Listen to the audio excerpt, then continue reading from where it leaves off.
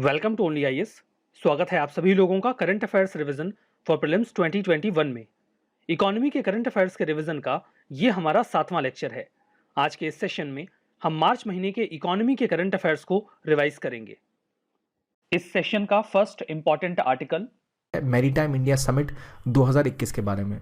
तो इंडिया जो prime minister Modi है उन्होंने 2 मार्च को एक वीडियो कॉन्फ्रेंसिंग के थ्रू इनॉग्रेट किया था मैरीटाइम इंडिया समिट को। और ये जो समिट है ये एक इनिशिएटिव किसका है? मिनिस्ट्री ऑफ पोर्ट्स, शिपिंग और वाटरवेज के द्वारा ये शुरुआत किया गया है। इसका काम क्या है?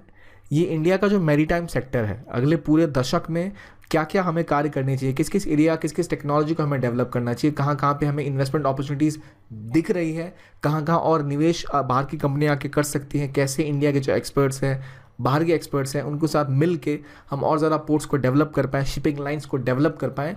और क्योंकि जैसे जैसे इंडिया का ट्रेड और ग्रोथ हो रहा है, जैसे इंडिया की रीच बढ़ रही है, तो हमें पोर्ट्स और शिपिंग को और ज़्यादा डेवलप करने की आवश्यकता है। उसी पे फोकस करते हुए लेटेस्ट टेक्नोलॉजी, प्रोडक्ट, सर्विसेज पे फोकस किया गया है। इस बार इंडिया की पार्टनर कंट्री कौन रही है इसमें? डेनमार्क। तो इसमें हम अलग अलग स्टेक होल्डर्स के बारे में बात करेंगे, किस तरह से वो और ज़्यादा इंडिया की शिपिंग इंडस्ट्री को और जो मैरीटाइम सेक्टर को डेवलप करने में अपना रोल निभा सकते हैं। इसके बाद बात आती है एशियन इंफ्रास्ट्रक्चर इन्वेस्टमेंट बैंक की। हाल ही में गवर्नमेंट ऑफ इंडिया ने $304 मिलियन का पैक्ट किया है AIIB के साथ पावर नेटवर्क ट्रांसमिशन को लेकर, जो कि असम में किया जा रहा है। ये न्यूज़ उतनी बड़ी नहीं है। बड़ी न्यूज़ ये है कि हमें ये भी पता होना चाहिए कि किस साथ किया जा रहा है। नहीं, असम गवर्नमेंट में किया जा रहा है। $300 मिलियन बड़ी इन्वेस्टमेंट है, लेकिन क्या हमें पता है कि AIIB की क्या खास बात है, कहाँ फॉर्म हुआ है, क्या इसका स्ट्रक्चर है? तो AIIB एक मल्टीलैटरल डेवलपमेंट बैंक है जो चाइना लेड है। सबसे बड़ा इसका हेडक्वार्टर भी चाइना में है, सबसे ज़्यादा वोटिंग राइट्स भी चाइना के पास है। 2016 में ही बनाया गया था ये। और ख़ास बात है कि इंडिया इज सेकेंड लार्जेस्ट जो जिसके पास वोटिंग शेयर है, मतलब 7.6% इंडिया के पास वोटिंग शेयर है। इसका लार्जेस्ट शेयर होल्डर है चाइना ऑब्वियसली, जिसके पास 26.61% वोटिंग शेयर है। तो इसके 100 मेंबर्स हो गए हैं ऑलमोस्ट, जिसमें आपके G20 के 14 देश हैं, जिसमें फ्रांस, जर्मनी, इटली और UK भी इसके मेंबर्स हैं। इसका काम क्या है, एम क्या है? इसका एम है सस्टेनेबल इंफ्रास्ट्रक्चर में इन्वेस्ट करना और कोशिश करना कि जो मार्केट्स हैं, सर्विसेज हैं, लोग हैं, एक दूसरे के साथ जुड़ सकें और बेहतर तरीके से डेवलप हो सकें। AIIB के अलग अलग ऑर्गन्स हैं जिनमें इनके गवर्नर होते हैं। एक अल्टरनेट गवर्नर होता है जो कि हर एक मेंबर कंट्री से चुना जाता है। और ये सभी जो अपॉइंटिंग मेंबर हैं उसकी जब तक इच्छा होती है तभी तक काम कर सकते हैं। हमें उतनी डिटेलिंग में नहीं जाना चाहिए, हमें बस ये पता होना चाहिए अच्छा एक गवर्नर होता है, एक एसोसिएट गवर्नर होता है, एक बोर्ड ऑफ डायरेक्टर्स होते हैं, जिसमें कि जो non residential board of director होते हैं वो देखते हैं कि बैंक किस तरह काम कर रही है। तो क्या खास बात है इसमें? जो non residential board of directors होंगे, तो अगर कोई non residential board of directors होंगे जो वहाँ पे नहीं रह रहे होंगे, तो उनके ऊपर कोई प्रेशर टैक्टिक्स काम नहीं करते कोई बॉडी का, कि आप नहीं कह सकते अच्छा इसके प्रभाव क्षेत्र में आके ही ये काम कर रहे हैं। इसके अलावा इंटरनेशनल एडवाइजरी पैनल भी है जो कि बताता है इनके प्रेसिडेंट और सीनियर मैनेजमेंट को कि किस तरह आपको आगे स्ट्रेटेजाइज करना है, क्या क्या ऑपरेशनल इशू आ सकते हैं, किस तरह हमें और आगे बढ़ना है। चलिए अगले टॉपिक पे आते हैं जो बात कर रहा है land ports authority of India के बारे में। लैंड पोर्ट्स अथॉरिटी जो है खास बात इसकी है कि हाल में बनाई गई है, 2012 में ही ये स्थापित की गई। तो इसने हाल में अपना 9th फाउंडेशनल डे मनाया है। इसका हेडक्वार्टर्स कहाँ है? न्यू दिल्ली में।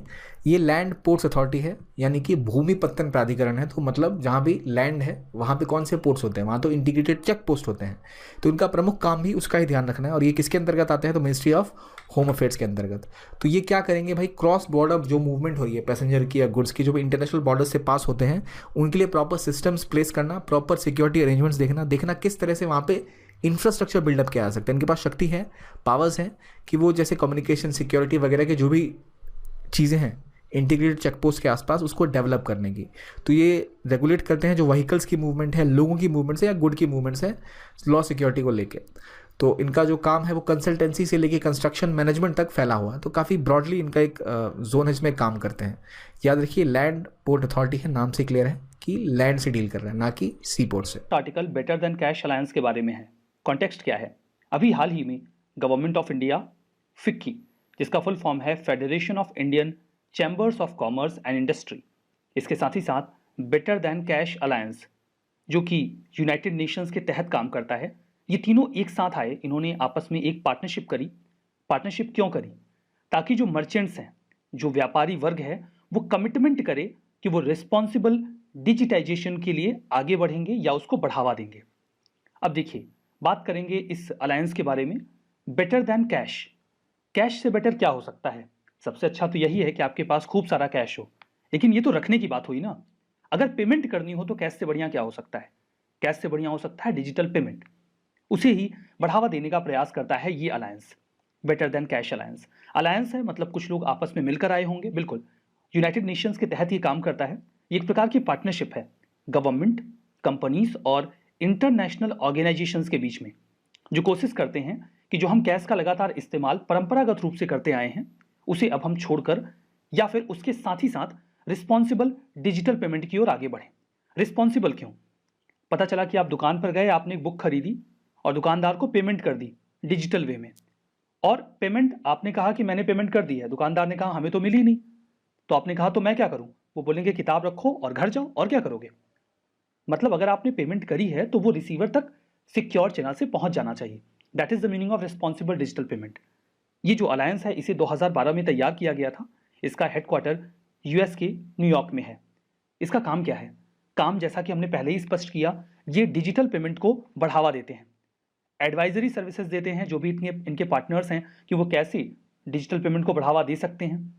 एक्शन ओरिएंटेड रिसर्च जो भी उनके पास है वो उसे शेयर करते हैं, सिखाने की कोशिश करते हैं अपने जो भी पार्टनर्स हैं उनके बीच में, और एडवोकेट करते हैं नेशनल, रीजनल और ग्लोबल लेवल पर कि डिजिटल पेमेंट को और ज़्यादा इंक्रीज किया जाए। 75 मेंबर्स जो हैं जो लगातार कमिटेड हैं डिजिटल पेमेंट को लेकर कि वो अपने यहाँ इफिशियंसी और ट्रांसपेरेंसी को बूस्ट करेंगे। जो महिलाएं हैं, वुमेन हैं, उनकी इकोनॉमिक पार्टिसिपेशन और फाइनेंशियल इंक्लूजन के लिए काम करेंगे। एट द सेम टाइम जो इकोनॉमी है उसे डिजिटल और इंक्लूसिव बनाएंगे ताकि सभी लोग उसे एक्सेस कर सकें। देखिए, बेटर देन कैश अलायंस का ये ऑब्जेक्टिव बिल्कुल नहीं है कि फिजिकल कैश को पूरी तरीके से अबॉलिश कर दिया जाए। वो तो हमेशा रहेगा, बिकॉज वो नीड है। आपको 1 रुपए का शैम्पू खरीदना है, अब आप दुकान पे जाएंगे तो क्या 1 रुपए का ऑनलाइन पेमेंट करने लगेंगे? ये तो वही बात हो जाएगी, जितने की लौकी नहीं उतने का बीज। अब यहाँ पर देखिए, ये लीगल टेंडर के तौर पे हमेशा बना रहेगा। रेदर इनका ऑब्जेक्टिव ये है कि हम डिजिटल पेमेंट को, रिस्पॉन्सिबल डिजिटल पेमेंट को एक अच्छे ऑप्शन के रूप में लोगों के सामने रखे जो कि कैश से बेटर हो, बेटर देन कैश। इंडिया ने इस अलायंस को 2015 में ज्वाइन किया था। उसके बाद से इंडिया लगातार डिजिटलाइजेशन जो पेमेंट के सेक्टर में है उसे प्रमोट करने का प्रयास कर रहा है। नेक्स्ट आर्टिकल सेस और सरचार्ज के बारे में है, यानी कि उपकर और अधिभार। देखिए, अभी न्यूज़ ये आई कि सेस और सरचार्ज का जो शेयर है गवर्नमेंट के ग्रॉस टैक्स रेवेन्यू में, यानी कि जीटीआर में, वो पिछले 10 सालों में लगभग दोगुना हो गया है। 2011-12 में जहां ये 10.4% हुआ करता था, वहीं 2020-21 में ये बढ़कर 19.9% यानी कि लगभग 20% हो चुका है। ग्रॉस टैक्स रेवेन्यू का मतलब होता है गवर्नमेंट को वो पूरा रेवेन्यू जो टैक्स से हो रहा है। अब यहां पर सेस और सरचार्ज का शेयर लगभग 20% का हो चुका है। इसके पहले कि हम डिटेल्स देखें, सेस और सरचार्ज होता क्या है? सामान्य भाषा में सेस और सरचार्ज दोनों ही टैक्स के ऊपर लगने वाले टैक्स होते हैं। एग्जाम्पल के तौर पे आपकी जो इनकम है, सपोज करिए कि वो 100 रुपए है, इस पर 10% का आपको इनकम टैक्स देना है और 10% सेस देना है। 10% का इनकम टैक्स यानी कि 100 रुपए का 10% यानी कि 10 रुपए। आज जब आप 10% सेस देंगे तो ये 100 रुपए पर नहीं लगेगा, रेदर ये इस 10% पे लगेगा जो कि यहां पर 10 रुपए है। 10 रुपए का 10% 1 रुपए होगा, यानी कि ये दोनों टैक्स मिलाकर आपको 11 रुपए देने होंगे। ये मतलब हुआ सेस और सरचार्ज का। अगर सेस और सरचार्ज यानी कि उपकर और अधिभार, अगर ये दो के दोनों एक ही हैं तो दोनों में अंतर क्या है उसे भी समझते हैं। देखिए, सेस और यहां पर हम बात सेस की कर रहे हैं। सेस को लेवी और कलेक्ट किया जाता है गवर्नमेंट के द्वारा किसी पार्टिकुलर सर्विस या सेक्टर के बेनिफिट के लिए। जिस पैसे को उस पर्पस से कलेक्ट किया गया है उसका इस्तेमाल उसी पर्पस से होगा, लाइक हेल्थ सेस या एजुकेशन सेस या फिर एनवायरमेंट सेस। ये पैसा जो कलेक्ट किया जाएगा वो हेल्थ, एजुकेशन या एनवायरमेंट के लिए ही खर्च किया जाएगा। मान लीजिए सरकार को लगा कि आप बहुत ज्यादा रेंट दे रहे हैं, तो सरकार ने आपके लिए एक रेंट सब्सिडी सेस जारी कर दिया। अब उससे जो पैसा कलेक्ट होगा उसका इस्तेमाल सिर्फ आपके रेंट के लिए, सब्सिडी देने के लिए ही किया जा सकता है। आपको लाल किला या फिर इंडिया गेट घुमाने के लिए इस पैसे का इस्तेमाल नहीं किया जा सकता। ये देखिए, डायरेक्ट और इनडायरेक्ट टैक्सेस के ऊपर चार्ज किया जाता है, किसी और पर्पस से इसे डाइवर्ट नहीं किया जा सकता। ये गवर्नमेंट का परमानेंट सोर्स नहीं होता। लाइक अगर गवर्नमेंट इसका इस्तेमाल आपके रेंट को कम करने के लिए कर रही है और बाद में जो रूम ओनर्स हैं उन्होंने अपने रेंट ऑलरेडी कम कर दिए, तो सरकार ये जो सेस है इसे हटा देगी। या हेल्थ के लिए अगर सेस लगाया जा रहा है, हेल्थ की कंडीशन बढ़िया हो गई तो हेल्थ सेस जो लग रहा है उसे सरकार हटा देगी, डिसकंटिन्यू कर देगी। वर्तमान में जो भी पैसा सेस या सरचार्ज से सरकार को मिलता है वो उसे राज्यों के साथ शेयर नहीं करते, बल्कि सारा का सारा खुद ही लेकर बैठ जाते हैं। खैर, लेकर बैठ नहीं जाते बल्कि जिस पर्पज से लेते हैं उसमें उसका इस्तेमाल करते हैं। एग्जाम्पल, एजुकेशन सेस, स्वच्छ भारत सेस, कृषि कल्याण सेस। सरचार्ज की बात करें तो ये एक एडिशनल चार्ज होता है जो एग्जिस्टिंग टैक्स पर लगाया जाता है। इसका इस्तेमाल गवर्नमेंट का रेवेन्यू टेम्परेरी बेसिस पर बढ़ाने के लिए किया जाता है। इसे ये बताकर नहीं कलेक्ट किया जाता कि किस पर्पज से कर रहे हैं, मतलब ये पैसा जब आएगा तो उसका इस्तेमाल किसी भी पर्पज से किया जा सकता है, and that is the core difference between cess and surcharge. मतलब सेस का इस्तेमाल उसी पर्पज से किया जाएगा जिसके लिए कलेक्ट किया गया है, और बताकर किया जाएगा कि हम किस लिए पैसा कलेक्ट कर रहे हैं। लेकिन सरचार्ज में ऐसा कुछ नहीं होता, बस लगा दिया जाता है, और जो पैसा आएगा उसका इस्तेमाल सरकार अपनी मर्जी के हिसाब से किसी भी पार्टिकुलर सेक्टर के डेवलपमेंट के लिए कर सकती है। सरचार्ज एक सर्टेन इनकम के बाद लगाई जाती है। लाइक वर्तमान में अगर किसी व्यक्ति की इनकम 50 लाख के ऊपर है तो उसे 10% का सरचार्ज देना होता है। अगर इनकम 1 करोड़ से ऊपर है तो 15% का सरचार्ज देना पड़ता है। इंडस्ट्रीज के लिए या कंपनीज के लिए अगर उनकी इनकम 1 करोड़ से ऊपर है तभी उनके ऊपर सरचार्ज लगाया जाता है। ये देखिए, जो रेवेन्यू इससे अर्न होता है उसे केवल सेंटर ही रखता है, इसे शेयर नहीं किया जाता, और ये पैसा कंसोलिडेटेड फंड ऑफ इंडिया में चला जाता है। डिफरेंस बिल्कुल यहां पर है। जो यूजुअल टैक्स है वो आर्टिकल 269 के तहत कलेक्ट किया जाता है, सरचार्ज आर्टिकल 271 के तहत, जबकि सेस आर्टिकल 270 के तहत। यूजुअल टैक्स सीएफआई में जाता है, यानी कि कंसोलिडेटेड फंड ऑफ इंडिया में, और किसी भी पर्पज से खर्च किया जा सकता है। सरचार्ज भी कंसोलिडेटेड फंड ऑफ इंडिया में जाता है, किसी भी पर्पज से खर्च कर सकते हैं, लेकिन सेस ये भी सीएफआई में ही जाता है, लेकिन इसका स्पेसिफिक पर्पज से ही इस्तेमाल हो सकता है। यूजुअल टैक्स को केंद्र राज्यों के साथ बांटता है, जबकि ऐसा सेस और सरचार्ज में नहीं होता। हमारा नेक्स्ट आर्टिकल हिमालयन सिरों के बारे में है। हिमालयन सिरों को अभी हाल ही में मानस टाइगर रिजर्व में स्पॉट किया गया। सबसे पहले देख लेते हैं कि मानस टाइगर रिजर्व जो कि आसाम में है उसकी लोकेशन क्या है।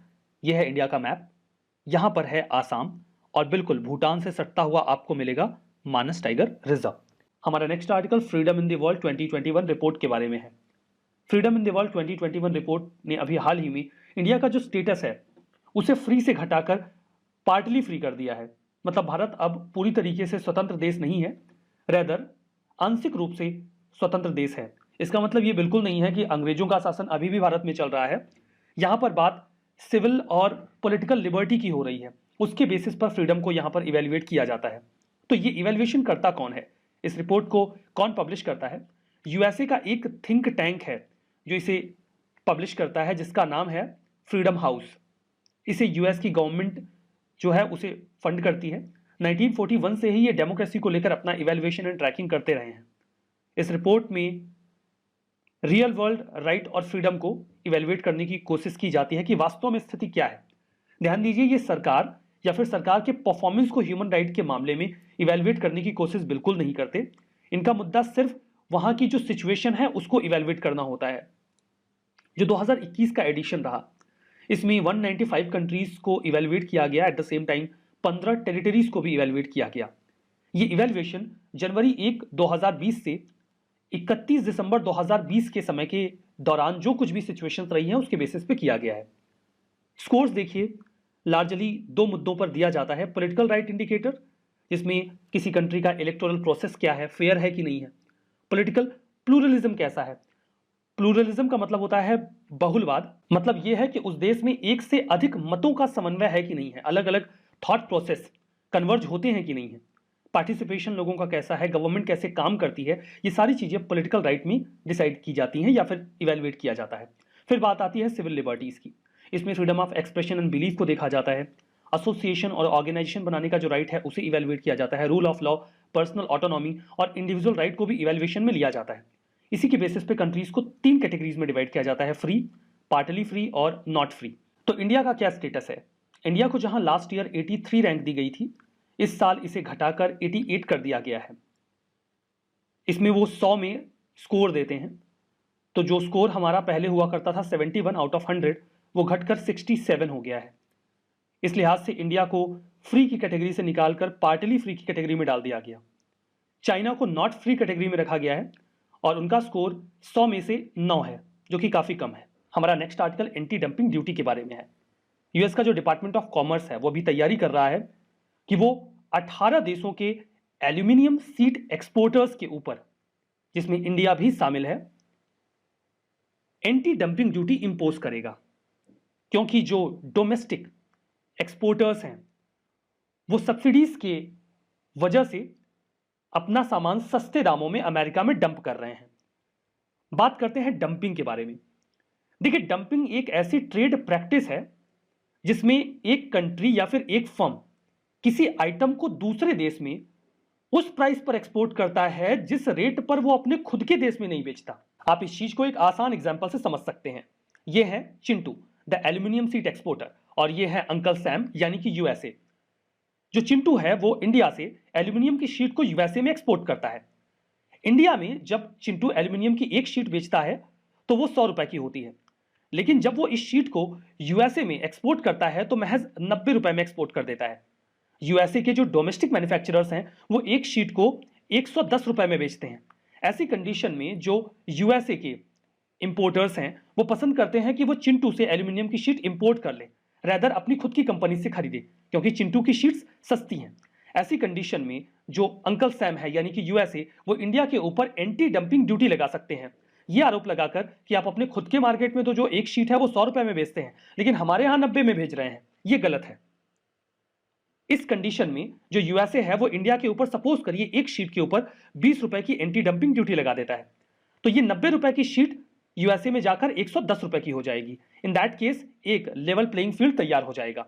लेकिन ऐसा केवल तभी किया जा सकता है जब चिंटू इंडिया में इस शीट को 100 रुपए में बेच रहा हो, लेकिन यूएसए में 90 रुपए में, यानी कि डोमेस्टिक मार्केट में वो जिस कीमत पे उस शीट को बेच रहा है, यूएसए के मार्केट में उससे कम कीमत पे बेच रहा है।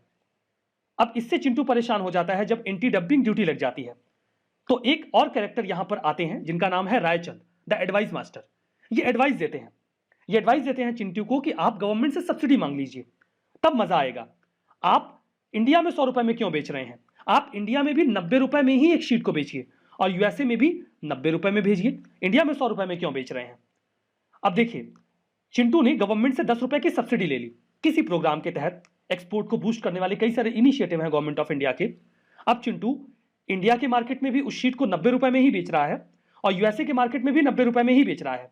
अब चूंकि दोनों ही मार्केट में चिंटू एक ही कीमत में शीट को बेच रहा है, in that case USA anti dumping duty नहीं लगा सकता, यह आरोप लगाकर कि आप जानबूझकर हमारे यहां सस्ता बेच रहे हैं, क्योंकि चिंटू तो दोनों जगहों पर सेम रेट में बेच रहा है। लेकिन इससे यूएसए के जो मैन्युफैक्चरर्स हैं उनको तो कोई फर्क नहीं पड़ेगा, उनका तो अभी भी 110 रुपए का ही है। इन दैट केस जो यूएसए है वो एक डिफरेंट प्रकार की ड्यूटी लगा सकता है। वो एंटी डंपिंग ड्यूटी नहीं होगी, रेदर वो होगी काउंटर वेलिंग ड्यूटी। काउंटर वेलिंग ड्यूटी उस कंडीशन में लगाई जाती है जब कोई मैन्युफैक्चरर जो दूसरे देश में है वो अपने सामान को इस वजह से अपने होम कंट्री में सस्ता बेच पा रहा है as well as foreign country में, क्योंकि वहां की गवर्नमेंट उसे सब्सिडी दे देती है। ऐसे केस में एंटी डंपिंग ड्यूटी का केस तो नहीं बनता, लेकिन काउंटर वेलिंग ड्यूटी का केस बन जाता है।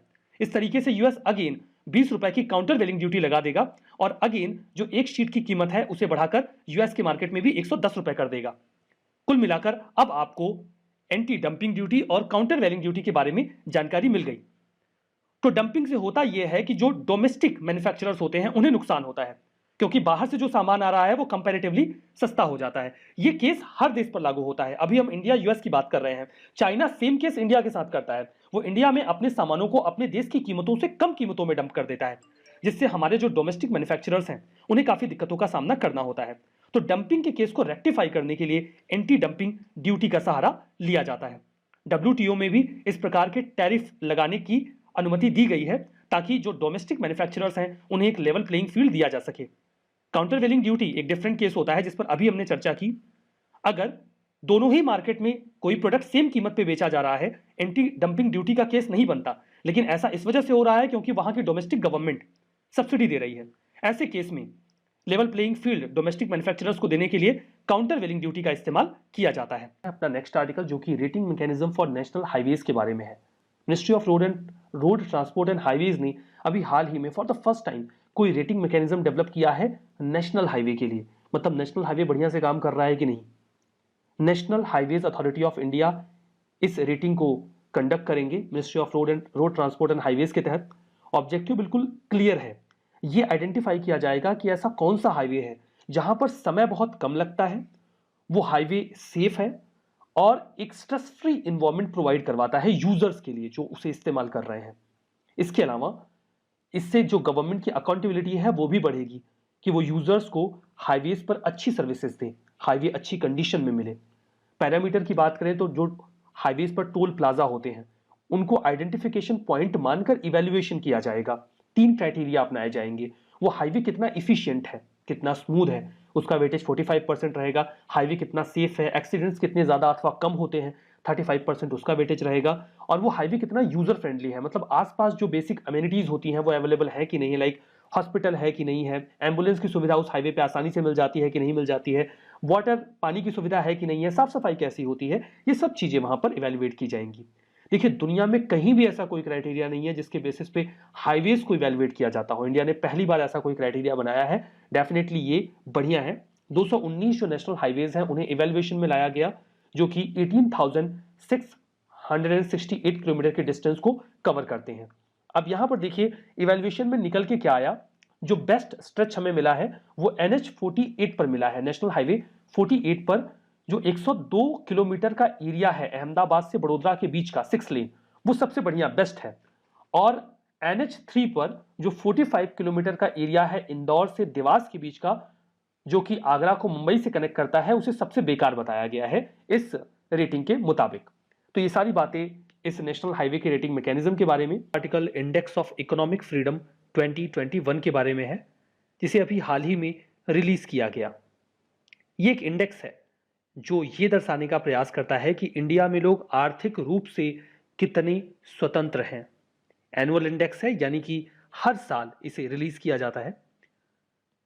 कौन रिलीज करता है? एक थिंक टैंक है। 1995 में उन्होंने इस इंडेक्स को तैयार किया था। थिंक टैंक का नाम है द हेरिटेज फाउंडेशन। यहां पर उनके साथ उन्हें सहयोग मिलता है द वॉल स्ट्रीट जर्नल का। ये लोग मिलकर इस इंडेक्स को तैयार करते हैं। पर्पस क्या है? जैसे कि पहले हमारी बात हुई, ये डिग्री ऑफ इकोनॉमिक फ्रीडम को इवैल्यूएट करते हैं। इकोनॉमिक फ्रीडम का मतलब क्या है अभी आपको समझ में आ जाएगा। इस इंडेक्स में 184 कंट्रीज का इवैल्यूएशन किया गया है। अब यहां पर देखिए, इस इंडेक्स में 12 इंडिकेटर्स हैं जो बताते हैं कि किसी देश में कोई व्यक्ति, इंडिविजुअल कितना ज्यादा इकोनॉमिकली फ्री है। और इन 12 इंडिकेटर्स को 4 ब्रॉड कैटेगरीज में डिवाइड किया गया है। मतलब हर कैटेगरी में 3 इंडिकेटर आते हैं। अब आपको समझ में आ जाएगा कि जब हम बात इकोनॉमिक फ्रीडम की कर रहे हैं तो एक्चुअली में हम किस प्रकार के फ्रीडम की बात कर रहे हैं। यहां पर जो पहली ब्रॉड कैटेगरी है that is rule of law. Rule of law में हर इंडिविजुअल को प्रॉपर्टी राइट दिए गए हैं कि नहीं। गवर्नमेंट जो इकोनॉमिक मुद्दे हैं वहां पर अच्छी तरीके से काम करती है कि नहीं करती है। सपोज अगर किसी के प्रॉपर्टी का इन्फ्रिंजमेंट हो रहा है तो उसमें गवर्नमेंट का इन्वॉल्वमेंट तो नहीं है। गवर्नमेंट ऐसी एक्टिविटीज में इंडिविजुअल के प्रॉपर्टी राइट को प्रोटेक्ट करने के लिए मदद करती है कि नहीं। तीसरा है जुडिशियल इफेक्टिवनेस कैसी है। अगर कोई व्यक्ति अपनी इकोनॉमिक एक्टिविटीज में किसी भी प्रकार का हस्तक्षेप महसूस करता है तो क्या उसे रेमेडी मिलती है। दूसरा है गवर्नमेंट साइज। गवर्नमेंट कितने पैसे खर्च कर रही है और कहां कर रही है। हर व्यक्ति के ऊपर कितना ज्यादा टैक्स इंपोज किया जा रहा है। और फिस्कल हेल्थ कैसी है उस देश के इकोनॉमी की। तीसरा है रेगुलेटरी इफेक्टिवनेस। जो लोग बिजनेस कर रहे हैं वो कितनी आजादी से कर पा रहे हैं। उन्हें ऑफिस तो नहीं खेलना पड़ता एक डॉक्यूमेंट को वेरीफाई करवाने के लिए। लेबर फ्रीडम कैसी है, लेबर लॉज कैसे हैं, मतलब वो कितने आसान, कितने ईजी हैं। और मॉनेटरी फ्रीडम कैसी है। तीसरा है ओपन मार्केट। व्यापार करने की कितनी आजादी दी जाती है उस देश में, इन्वेस्टमेंट की कितनी आजादी है और फाइनेंशियल सेक्टर में कितनी ज्यादा आजादी दी जा रही है। इन सभी बातों को संज्ञान में लेकर किसी भी देश में इवैल्यूएशन किया जाता है कि वहां पे जो इंडिविजुअल है, बिजनेसेस हैं, ऑर्गेनाइजेशंस हैं, वो इकोनॉमिक एरेना में कितने ज्यादा फ्री हैं। इन सभी पैरामीटर्स को संज्ञान में लेकर किसी भी कंट्री को 0 से 100 के बीच में स्केल पे रखा जाता है। 0 का मतलब यह है कि वहां पर इकोनॉमिक फ्रीडम है ही नहीं, और 100 का मतलब है कि हाईएस्ट इकोनॉमिक फ्रीडम वहां पर है। फाइंडिंग्स क्या निकल के आई? सिंगापुर ने टॉप किया है इस लिस्ट को। उसके बाद नंबर आया न्यूजीलैंड, ऑस्ट्रेलिया, स्विट्जरलैंड और आयरलैंड का। इंडिया की रैंक डेफिनेटली अच्छी नहीं है। 121 रैंक दी गई है। इवैल्यूएशन कितने देशों का किया गया था? 184 कंट्रीज का हमने देखा था, और 121 इंडिया की रैंक है। इंडिया को जो स्कोर दिया गया है वो 56.5 है, मतलब आधे से कुछ ही ज्यादा है। और इस लिहाज से इंडिया को मोस्टली अनफ्री कैटेगरी में रखा गया है, मतलब लगभग अनफ्री। पता नहीं क्या हो गया है, इंडिया को ये इंडिकेटर्स अब फ्री मानने को तैयार ही नहीं है। अभी कुछ समय पहले freedom in the world report 2021 हमने देखा था, जहां पर इंडिया को पार्टली फ्री कैटेगरी में डाला गया, और ये index of economic freedom 2021 India को मोस्टली अनफ्री डिक्लेयर कर रहा है। कुछ समय बाद तो अंग्रेजों को भी डाउट होने लगेगा कि वो इंडिया छोड़ के गए भी हैं कि अभी इधर ही कहीं बैठे हुए हैं। खैर, आपको पता है कि यहां पर फ्रीडम की जो बात हो रही है उसका डायमेंशन डिफरेंट है। एशिया पैसिफिक रीजन की बात करें तो यहां पर 40 देशों में इंडिया को 26th रैंक दी गई है। ये सारी बातें इस इंडेक्स के बारे में। हमारा next article bank board bureau के बारे में है। आपको याद हो तो इस साल के बजट में हमारी फाइनेंस मिनिस्टर ने यह कहा कि 1 लाख करोड़ के एक फाइनेंशियल कैपिटल के साथ डेवलपमेंट फाइनेंशियल इंस्टीट्यूशन यानी कि डीएफआई को तैयार किया जाएगा। ये प्रपोज्ड है, मतलब इसे बनाया जाएगा, इस डीएफआई को स्थापित किया जाएगा, ताकि इंडिया में जो लॉन्ग टर्म इंफ्रास्ट्रक्चर डेवलप किया जा रहा है उसकी अच्छी तरीके से फाइनेंसिंग की जा सके। मतलब ये DFI long term infra development के लिए पैसे देगा। अब अगर ये बॉडी बनाई जानी है, डीएफआई बनाई जाने वाली है, तो इसके लिए हमें मैनेजिंग डायरेक्टर्स की जरूरत पड़ेगी और डिप्यूटी मैनेजिंग डायरेक्टर्स की भी आवश्यकता पड़ेगी। तो इन्हें अपॉइंट करने के लिए जो रिकमेंडेशन की जिम्मेदारी है या इनके सिलेक्शन की जो जिम्मेदारी है वो अभी बैंक बोर्ड ब्यूरो को दी जा सकती है, ऐसा न्यूज में आया है। That's why bank board bureau is in the news. है क्या ये?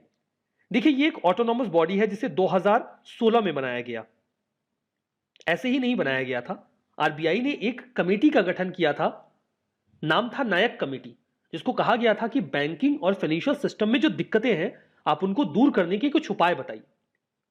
तो उन्होंने कहा कि हमें एक बैंक बोर्ड ब्यूरो बनाना चाहिए जो बैंकिंग और फाइनेंशियल इंस्टीट्यूशंस में हायर लेवल के अपॉइंटमेंट के लिए नामों को रिकमेंड करे या सिलेक्ट करे। बैंक बोर्ड ब्यूरो इंद्रधनुष प्लान का भी हिस्सा है। इंद्रधनुष प्लान में बैंकिंग सेक्टर को इंप्रूव करने के लिए 7 इनिशिएटिव्स की बात की गई थी, जिसमें पहला था कि बैंक बोर्ड ब्यूरो का गठन किया जाए अपॉइंटमेंट के लिए, कैपिटलाइजेशन किया जाए, मतलब जो बैंक्स का या फाइनेंशियल इंस्टीट्यूशन का कैपिटल बेस है उसके लिए गवर्नमेंट इंपावर करे। यहां पर इससे एसोसिएटेड प्रॉब्लम लिखी गई है कि ये प्रॉब्लम है, इसलिए ये जो इनिशिएटिव है वो लिया जाए। जो बैंक्स काफी ज्यादा स्ट्रेस में है उसमें डी स्ट्रेसिंग के लिए काम किया जाए। अपॉइंटमेंट, जो वैकेंसीज बहुत लंबे समय से पड़ी हुई हैं उन अपॉइंटमेंट, उन जगहों पे अपॉइंटमेंट अच्छे से किया जाए, गवर्नेंस बेहतर किया जाए, इंपावर किया जाए उन बॉडीज को, और अकाउंटेबिलिटी को फिक्स किया जाए। तो चूंकि 7 कंपोनेंट थे इसीलिए इसे इंद्रधनुष प्लान कहा गया था। उसका भी एक हिस्सा था बैंक बोर्ड ब्यूरो। अब हम बात कर रहे हैं यहां पर बैंक बोर्ड ब्यूरो के बारे में। यह रिकमेंडेशन देता है होल टाइम डायरेक्टर्स हो या नॉन एग्जीक्यूटिव चेयरपर्सन हो पब्लिक सेक्टर बैंक्स के या फिर स्टेट ओन फाइनेंशियल इंस्टीट्यूशंस के, उनके लिए नामों को रिकमेंड करता है। देखिए, फाइनल डिसीजन तो मिनिस्ट्री ऑफ फाइनेंस ही लेता है। एट द सेम टाइम वो डिसीजन लेते वक्त पीएमओ यानी कि प्राइम मिनिस्टर ऑफिस को कंसल्ट भी करते हैं। तो बैंक बोर्ड ब्यूरो रिकमेंड करता है नामों को, यानी कि पर्संस को सेलेक्ट करता है। कंपोजिशन क्या होता है? बैंक बोर्ड ब्यूरो में एक चेयरपर्सन होते हैं और 3 एक्स ऑफिशियो मेंबर्स होते हैं। एक्स ऑफिशियो मेंबर का मतलब होता है कोई व्यक्ति एक पद पर है तो ऑटोमेटिकली ही बैंक बोर्ड ब्यूरो का मेंबर बन जाएगा। एग्जाम्पल के तौर पे आपके जो पिताजी के भाई हैं वो आपके एक्स ऑफिशियो चाचा जी हैं। मतलब जो कोई भी आपके पिताजी का भाई होगा वो अपने आप ही आपका चाचा जी हो जाएगा। सिमिलरली जो भी डिपार्टमेंट ऑफ पब्लिक एंटरप्राइज का सेक्रेटरी होगा वो ऑटोमेटिकली मेंबर बन जाएगा बैंक बोर्ड ब्यूरो का। Secretary of department of financial service और डिप्यूटी गवर्नर जो आरबीआई के हैं वो बैंक बोर्ड ब्यूरो के एक्स ऑफिशियो मेंबर होते हैं, और 5 एक्सपर्ट मेंबर होते हैं जिसमें से 2 लोग प्राइवेट सेक्टर से आते हैं। हमारा next article agriculture voltage technology के बारे में है।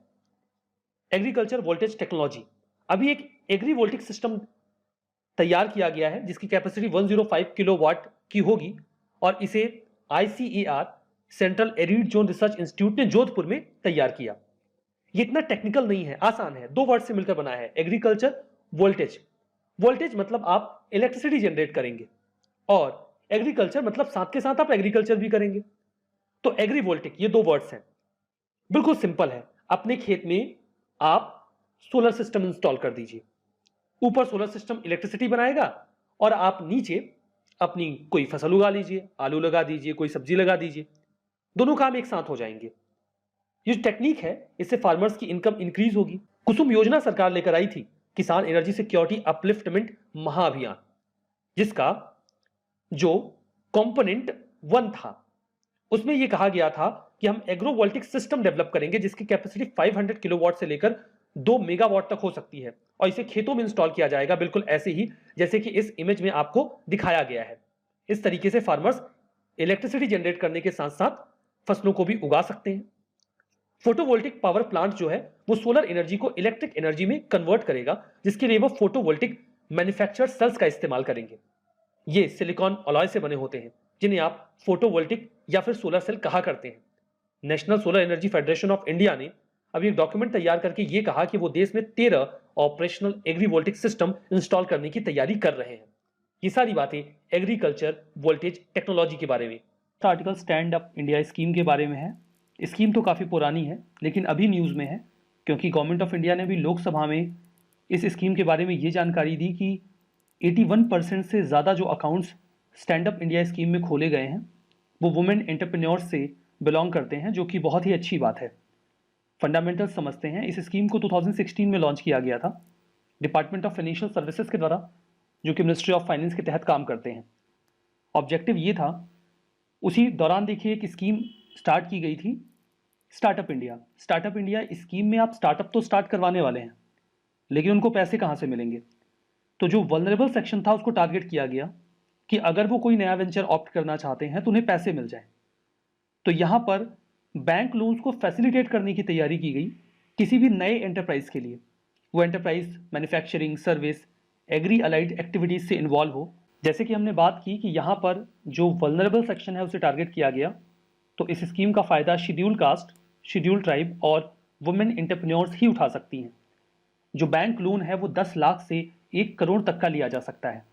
यहाँ पर कुछ एलिजिबिलिटी भी है, जैसे जो SC, ST या फिर महिलाएं एंटरप्रेन्योर्स जो भी हैं वो इस स्कीम का फ़ायदा लेना चाह रही हैं तो उनकी उम्र 18 वर्ष से अधिक होनी चाहिए। जो लोन होगा वो केवल ग्रीन फील्ड प्रोजेक्ट्स के लिए ही दिया जाएगा, मतलब हरे भरे मैदान में अगर आप कोई प्रोजेक्ट लगाना चाहते हैं तभी आपको पैसे दिए जाएंगे। ये बिल्कुल गलत एक्सप्लेनेशन है। ग्रीन फील्ड का मतलब हरा भरा प्रोजेक्ट नहीं होता बल्कि नया प्रोजेक्ट होता है, मतलब फॉर द फर्स्ट टाइम आप उस प्रोजेक्ट को लगा रहे हो। ऐसा नहीं कि 4 कंपनी ऑलरेडी चल रही है, एक कंपनी उसी में और खोल दी और कहा कि नहीं हमको पैसा दे दो स्टैंड अप इंडिया स्कीम के तहत, तो नहीं मिलेगा। आप कोई नया प्रोजेक्ट लगाने जा रहे हैं तभी पैसा मिलेगा। अगर मान लीजिए अब कंपनी लगानी है तो ज़रूरी नहीं है कि एक आदमी अकेले कंपनी लगा ले। अगर कई सारे लोग मिलकर कंपनी लगा रहे हैं तो जो शेयर होल्डिंग होनी चाहिए उसे या तो SC, ST कम्युनिटी के लोग 51% कंट्रोल कर रहे हों या फिर वुमेन एंटरप्रेन्योर्स, उनके स्टेक जो हैं वो 51% से ज़्यादा होने चाहिए। जो बोरोवर्स होंगे उनका पास्ट रिकॉर्ड अच्छा होना चाहिए, ऐसा नहीं कि वो पहले ही पैसा वैसा लेके खा चुके हैं। बैंक या फाइनेंशियल इंस्टीट्यूशन में वो डिफॉल्ट करने वाले इंडिविजुअल के तौर पे ना रिकॉग्नाइज किए जाते हो तो वो इस स्कीम का फायदा ले सकते हैं। पैसा वापस भी तो करना पड़ेगा ना, तो कितने टाइम में वापस करना होगा?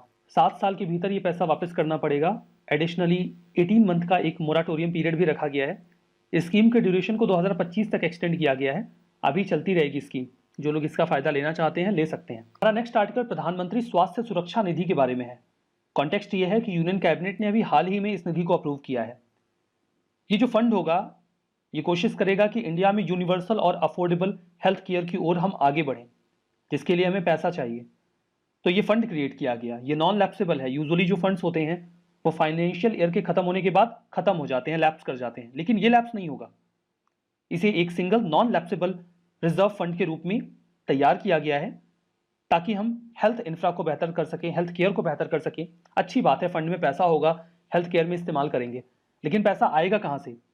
सरकार हेल्थ और एजुकेशन सेस लगाती है। Cess is a kind of tax on tax. तो यहाँ पर जो टैक्स लगता है उसके ऊपर एक सर्टेन अमाउंट ऑफ सेस लगा दिया जाता है। उसका एक स्पेसिफिक पर्पस होता है, like health and education cess है तो हेल्थ और एजुकेशन सेक्टर में ही उसका इस्तेमाल किया जाएगा। तो जो पैसा इस सेस में हेल्थ के लिए खर्चा किया जाना है उसे प्रधानमंत्री स्वास्थ्य सुरक्षा निधि में डाल दिया जाएगा। डेफिनेटली इसके बाद प्रधानमंत्री स्वास्थ्य सुरक्षा निधि में पैसा ही पैसा हो जाएगा डेफिनेटली, लेकिन इस पैसे को एडमिनिस्टर कौन करेगा? इस पैसे को एडमिनिस्टर किया जाएगा और मेंटेन किया जाएगा ministry of health and family welfare के द्वारा। अच्छी बात है कि इस निधि में पैसा ही पैसा है, लेकिन इस पैसे का हम करेंगे क्या? खैर अभी कुछ खास सोचा नहीं है, कई सारी स्कीम ऑलरेडी चल रही हैं, उसी में इस पैसे को लगा देंगे। तो ये जो पैसा है इसका इस्तेमाल जो फ्लैगशिप स्कीम्स हेल्थ मिनिस्ट्री की तरह चलाई जा रही हैं उनमें इस्तेमाल किया जाएगा, लाइक आयुष्मान भारत, प्रधानमंत्री Jan Arogya Yojana, national health mission, प्रधानमंत्री स्वास्थ्य सुरक्षा योजना। इसके अलावा जैसे कोरोना जैसा अगर कुछ आ गया तो भी यूज कर लेंगे। क्या हो जाएगा? Disaster preparedness and response during health emergency like corona, तो ऐसी कंडीशन में भी इस फंड का इस्तेमाल करेंगे। इसके अलावा हम कोई और अगर फ्यूचर में प्रोग्राम एंड स्कीम लेकर आते हैं जो कि सस्टेनेबल डेवलपमेंट जो हमारा गोल है, जिसमें हेल्थ को लेकर हमें कुछ इंप्रूवमेंट्स करने हैं, या नेशनल हेल्थ पॉलिसी जो 2017 है उसमें कोई इनिशिएटिव लिया गया तो भी इस पैसे का इस्तेमाल हम वहां कर लेंगे। Next article dumping inert waste in Bhatti mines के बारे में है। रिज मैनेजमेंट बोर्ड के जो मेंबर्स हैं उन्होंने अभी ये डिसाइड किया है कि वो एक्सपर्ट कमेटी का गठन करेंगे। इस बारे में जो प्रस्ताव है वो एसडीएमसी के द्वारा दिया गया था, जिसका फुल फॉर्म है साउथ दिल्ली म्युनिसिपल कॉर्पोरेशन। उन्होंने कहा कि जो इनर्ट मटेरियल है हम उसे भट्टी माइंस में डंप कर देते हैं। ये भट्टी माइंस जो है वो असोला भट्टी वाइल्ड लाइफ सेंचुरी में है। अब वाइल्ड लाइफ सेंचुरी में हम कोई इनर्ट मटेरियल डंप करने वाले हैं तो इससे तो वहां के फ्लोरा और फौना को नुकसान हो सकता है। नहीं होगा। इसके लिए आपको समझना होगा कि इनर्ट मटेरियल क्या होता है। देखिए, इनर्ट मटेरियल एक प्रकार का ऐसा वेस्ट होता है जो ना तो बायोलॉजिकली और ना ही केमिकली रिएक्टिव होता है। मतलब इससे फ्लोरा और फौना के नुकसान होने की संभावना बहुत कम होती है कि या तो डिकम्पोज होता ही नहीं है या बहुत धीमे धीमे डिकम्पोज होता है। आप समझ लीजिए इसमें आता क्या है। कंस्ट्रक्शन मटेरियल, डेमोलेशन मटेरियल जैसे गिट्टी, पत्थर, ईंटें, लकड़ी, सीमेंट के कंक्रीट, डामर के कंक्रीट, मेटल, कुछ tree branches, bottom ash from जो कोल फायर्ड बॉयलर्स होते हैं या फिर कोल फाइंस के वेस्ट। अब ये बहुत नॉन रिएक्टिव हैं, मतलब अगर आप इन्हें कहीं डंप भी कर देंगे तो ये आसपास की चीज़ों को नुकसान नहीं पहुंचाएंगे, इसीलिए इन भट्टी माइंस में इनको डाला जा सकता है। सबसे पहले तो देखिए आप, ये है इंडिया, और इंडिया के मैप में यहाँ पर हरियाणा और उत्तर प्रदेश के बॉर्डर पर आपको दिख रहा होगा दिल्ली। दिल्ली का ये बड़ा मैप है। इसके सदर्न पार्ट में यहाँ पर है असोला भट्टी वाइल्ड लाइफ सेंचुरी। असोला भट्टी वाइल्ड लाइफ सेंचुरी को इसलिए ये असोला भट्टी नाम दिया गया है क्योंकि यहाँ पर कई सारी भट्टी है। भट्टी का मतलब ये है वहां से सैंड्स यानी कि बालू निकाली जाती थी, तो बालू के निकालने के बाद वहां पर कई सारे गड्ढे बन गए हैं।